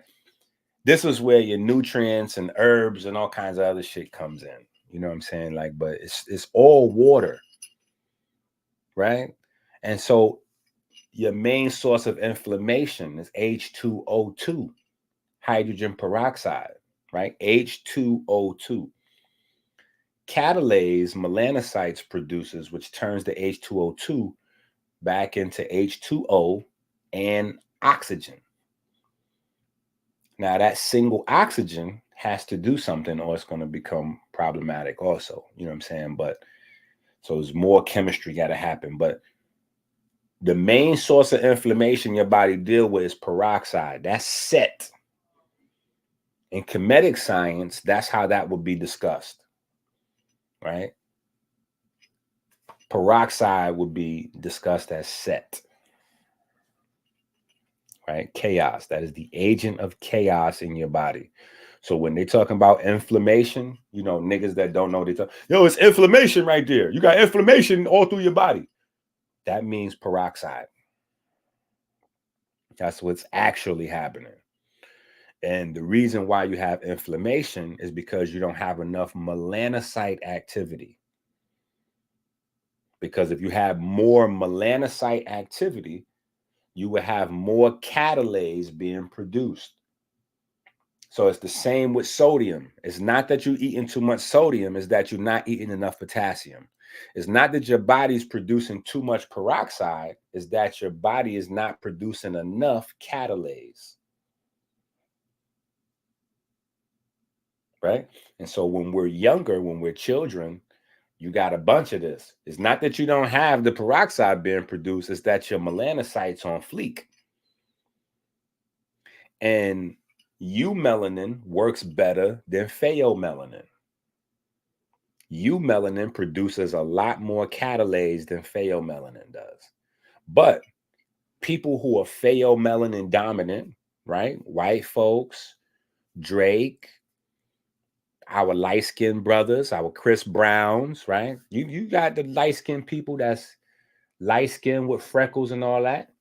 The way people who are pheomelanin dominant make up is by having higher levels of active sulfur, right? And sulfur is glutathione. Glutathione is sulfur. So don't always think of a negative thing when you hear sulfur. It's just the glutathione and cysteine. Those are your primary sulfurs, and they combine up with a whole bunch of other stuff to make different types, but those are your primary sulfurs, right? Cysteine and glutathione. So homocysteine, right? Homocysteine is a negative sulfur that goes up with stress. You need B vitamins to break that back down. to separate that, and then the cysteine gets recycled, and that goes a part of your immune system, the NRF2 system. The NRF2 system utilizes cysteine, and your water utilizes glutathione to be, like as a disinfectant. So even without going into the lymph nodes and all that, glutathione is a disinfectant as the water is moving around anyway. So it gets, it's levels to it, you know what I'm saying? But your melanocytes is producing catalase. The catalase is getting rid of your melanocytes also produce cytokines, right? So if you got, like, I think True Fish just said his GOAT book just came in the mail. He just got his GOAT book. If you open it up and go to page 39, right? If you open it up and go to page 39, the chapter is called Melanocyte Gossip, right? Because we're talking about the language of melanocytes. The language of melanocytes is cytokines. And then as subcategories of cytokines, you have chemokines, myokines, blah, blah, blah. But the main category is cytokines. That's how cells communicate amongst themselves. Right? The nerves do their thing with neurotransmitters, but cells throughout the body talks to each other with cytokines. Right? And so cytokines is going to also be a part of the immune response, right? Because that's how cells is able to say, yo, watch out, yo, this nigga, he wilding, there's bacteria coming, or whatever. They're able to talk and do their thing. Right? Cells communicate with cytokines. That's how they do that. So melanocytes is all over. They are producing antigens. They producing catalase. They producing cytokines. Melanocytes do way more than absorb sunlight and make vitamin D. Like, if that's what I'm trying to tell you niggas. That's why I be like, I just be looking and watching and listening. Like, if these guys is just having a melanin conversation, they telling you about melanin and melanocytes absorbing light, and that's like, bro, they don't understand how the body work. I can't keep repeating that enough to you. If they just telling you that's what melanocytes do, melanocytes absorb light and they making energy. These niggas don't know what they're talking about. All they doing is just telling you enough to get you to buy a herb kit for $1,500, for $2,000. And we have herb kits. Go to AmericanHealer.com. We got the moss, we got the bitters. It's very important for you to get the bitters. Right? I'm not saying don't use those things. I'm just saying stop buying those things from niggas that don't know how the body works. Period. They just selling you a bunch of shit, and they don't care, because the more shit you buy, they did their job. They're herbal salesmen. They're not teachers. They can't be teachers. They're not capable of being teachers because they haven't learned. And just because a nigga's been on the internet for a long time does not mean he's a teacher. So y'all have to stop saying that Ali Muhammad is anybody's teacher. Ali Muhammad is not a teacher. He cannot teach about the body. He does not know about it. He has not learned it. Period. So Ali Muhammad is not anybody's teacher. He still needs his own teacher. He has just been scamming on the internet for a long period of time. And because people have seen him teaching for a long period of time, they think, oh, Ali know what he's talking about. Yeah, when it comes to Native Americans and shit like that, sure. When it comes to Native Americans and indigenous this and that, I listen to Ali Muhammad. Ali Muhammad, he spends a lot of time studying that information.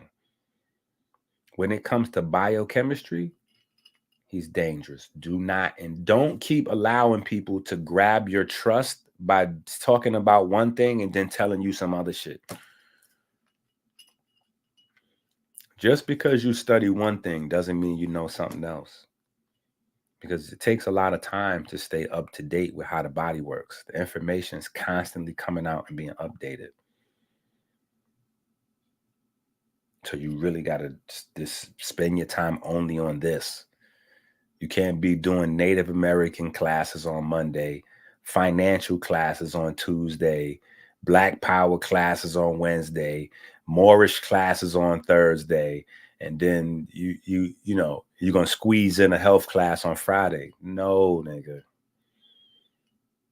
You gotta dedicate your life to just this. Period. That's the one thing that's consistent. This what I've been teaching the whole time. We never deviated into a whole bunch of other shit. It's always been this. We on this. Now, do I learn other things? Can I speak on other things? Sure. But I'm not going to position myself as that. No, because that's not what I do with all my time. So this is how cancer works. When cancer cells form for a variety of reasons, your body is able to handle those things on a regular basis. If cancer cells begin to clump up in a tissue or a tumor, that means the cancer itself is not your initial issue. You have a collapse somewhere in the immune system that did not capture that when it was 1 or 2 cells. When the first cell got crazy, the first cell, your immune system was supposed to gobble that up, zoop, and get rid of that. That problem got to address. That's how it's able to go from 1 cell to 2 cells to 4 cells to 8 cells to 16 cells to a whole tissue. You know what I'm saying? So you got a whole lump somewhere. And they're like, yeah, we need to cut this out. Well, if our bodies destroy cancer cells every day, how do we get to the point where we got a lump of cancer cells that need to be cut out because your body's no longer removing them? Or you could look at it another way. The cancer cells are being produced faster than your body can get rid of them. The same way we think of speeding up our metabolism, we got to say, well, how do we speed up our immune system? Niggas can't tell you how to speed up your immune system if they don't even understand it. They don't even know how it works. Now you do, though. It's a water mill. The water has to go from one compartment to the next compartment to the next compartment to the next compartment. Each compartment it goes in, it washes that whole program. It washes it down, washes it, and sends it to the next station. So yes, when it washes it, some of the waste from the first place goes to the second place. Absolutely. But that's why your body has filters to catch everything. Your blood system, your circulatory system. Your arteries start off with the aorta, right? Really big, and then get smaller and smaller and smaller and smaller and smaller and smaller and smaller and smaller until you get to the fine capillaries. The capillaries is a filtering system by itself. Your capillaries is a filtration system all by itself, right?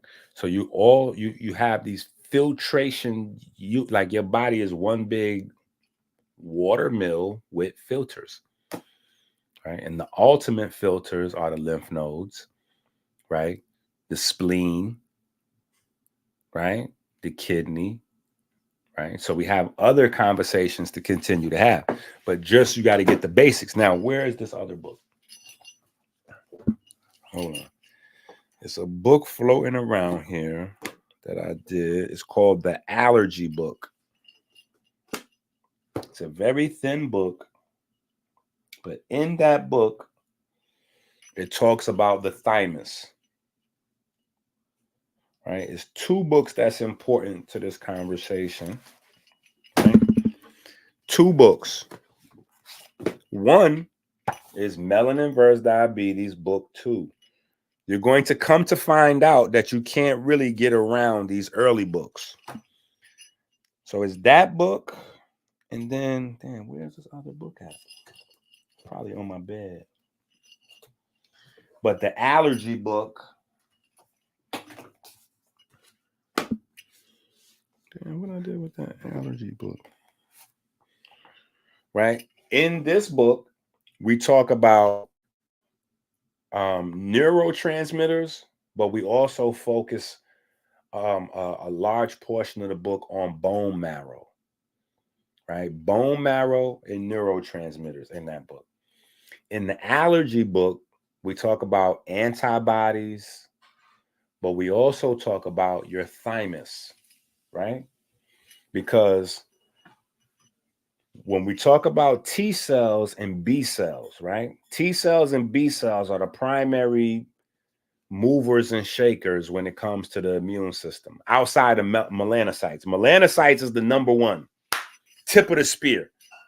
Then the right-hand man and the left-hand man, right? So the OG of the immune system is the melanocyte. The right-hand man and the left-hand man is the B cells and the T cells.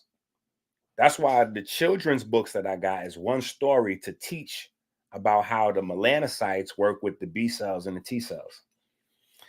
Now, T cell is a short, that's a nickname. T cell is not really the name of the cell. B cell is not really the name of the cell. Those are nicknames to make it easier.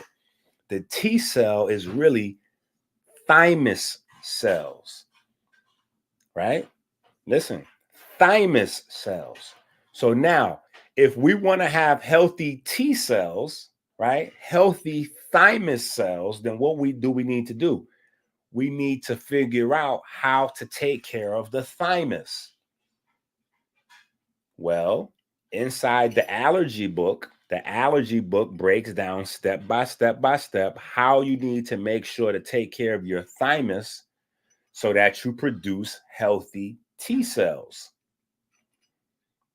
You see how this works? This is how real science and information sounds about your body, not this shit you listen to from these goofy niggas. No, just eat more peaches and mangoes. Peaches and mangoes is no, right? Now, B cells. B cells are bone marrow cells, right? So that's why I said in the allergy book, we talk about the thymus. In Melanin versus Diabetes book 2, we talk about the bone marrow. So when you learn how to take care of your bone marrow, you're going to produce healthy B cells. See this, see the actual science, it just will start making way too much sense. The actual science will just start making sense. See, when it should start making sense, then that's how you know, oh yeah.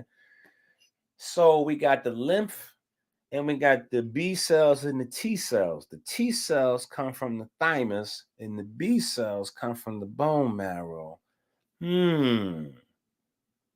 Now we could take it to another level and go, well, the T cells actually come from the bone marrow as well, but they go to the thymus to get training to become T cells. Then we start to get complicated and it gets, you don't need to, that's levels too. We don't need to go here. Just, we'll get there. But thymus cells, bone marrow cells. Thymus cells and bone marrow cells is what protects the body. So we want to protect our bone marrow and our thymus because that's what those cells, that's what those tissues do, right? We want to protect those, right? Then we can take to then we got to deal with the spleen, right? What does the spleen? Now, mind you, and I love Jehudi, but Jehudi doesn't know none of what I'm talking about right now. So I know Jehudi got the, liver detox, heart detox, lung detox, thymus detox, brain detox. Stop. Please do not misconstrue anything what I'm saying and then go to one of them websites that got that and think that that's the same. That's not the same what I'm talking about.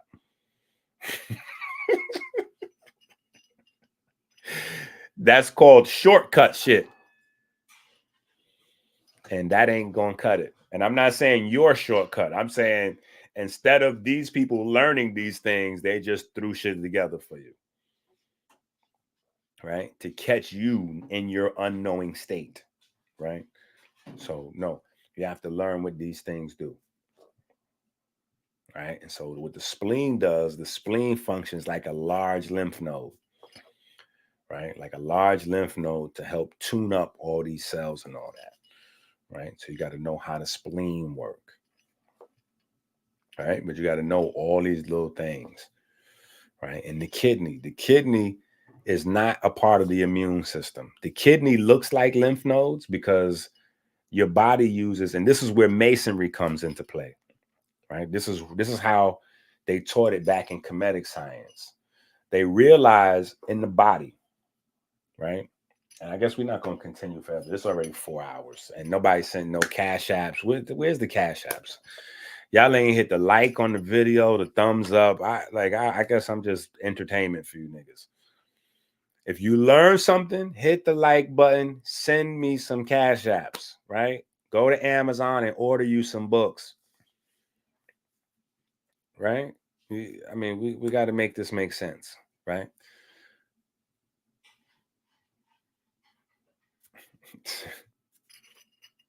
Seriously, we got to make this make sense, right?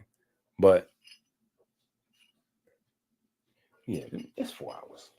Let me see what time it is. It's almost 9 o'clock. We'll finish up another time. We'll finish up another time. We'll finish up another time. Yeah, we'll finish up another time. But this is why, you know what I'm saying? Everything is made a certain, the books is in order. So you can learn this and then this ties into that and blah, blah, blah, blah, blah. You know what I'm saying? You build on the understanding. You know what I'm saying? Matter of fact, I will finish with that. In Kemet, they taught things through geometry, right? And this is why I try to stress the geometry because I learned this way.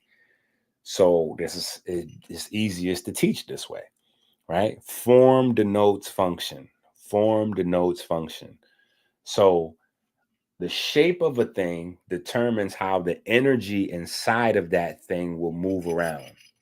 How an energy moves around inside of a thing determines how the thing will function. So this is why you'll notice that lymph nodes look just like kidneys. Why? Because this is the shape of a filter. You'll notice that the kidney is shaped similar to your ear because what the ear is doing is filtering sound. The kidney is filtering blood. The lymph nodes are filtering lymph, right? But shape determines how energy moves in a thing. You know what I'm saying? So the kidney is not a part of the immune system. The kidney is there to filter the blood out of all the solids and stuff like that. Like, remember when I said the capillaries, the circulatory system gets smaller and smaller and smaller with the capillaries. So the stuff that's too big to go through that doesn't belong, the kidney's got to deal with all that. That's where all the toxic stuff from, all your steaks and cheeseburgers and sausages and pork chops and lamb chops and all that, the kidney got to wrestle with all that. The kidney got to wrestle with all that. So what are you doing for your kidneys? And who helps the kidneys? The adrenal glands going to help the kidneys, right? So how do you take care of the adrenal glands? Right? And if you're sympathetic, you blowing trees all the time, how do you blowing trees, you're taxing the adrenals, which means that the kidneys don't have no backup. So this is how weed smoking can affect the kidneys in a negative way, because they're going to impact the adrenal glands, then the adrenal glands can't help out. What do the adrenal glands do? All right, so think about this, because most people can't make the connection between the adrenal glands and the kidneys, right? The kidneys filter blood. What does adrenal glands do? Adrenal glands determine the speed of the blood flow. the speed that the blood flows, right? Because when it stimulates the sympathetic nervous system, that's going to stimulate what? Adrenaline compounds, noradrenaline, this one, epinephrine, and all that. All them things make the heart go faster, make the blood go faster. The faster the blood go, the faster the kidney got to work, because it all got to go through the kidney. Right? So parasympathetic slow everything down. Right? Tranquilo, papi. Right? Tranquilo. Right? Tranquilo. Right? Tranquilo. Watch your step. Pa que sepa. You know, be careful. Right?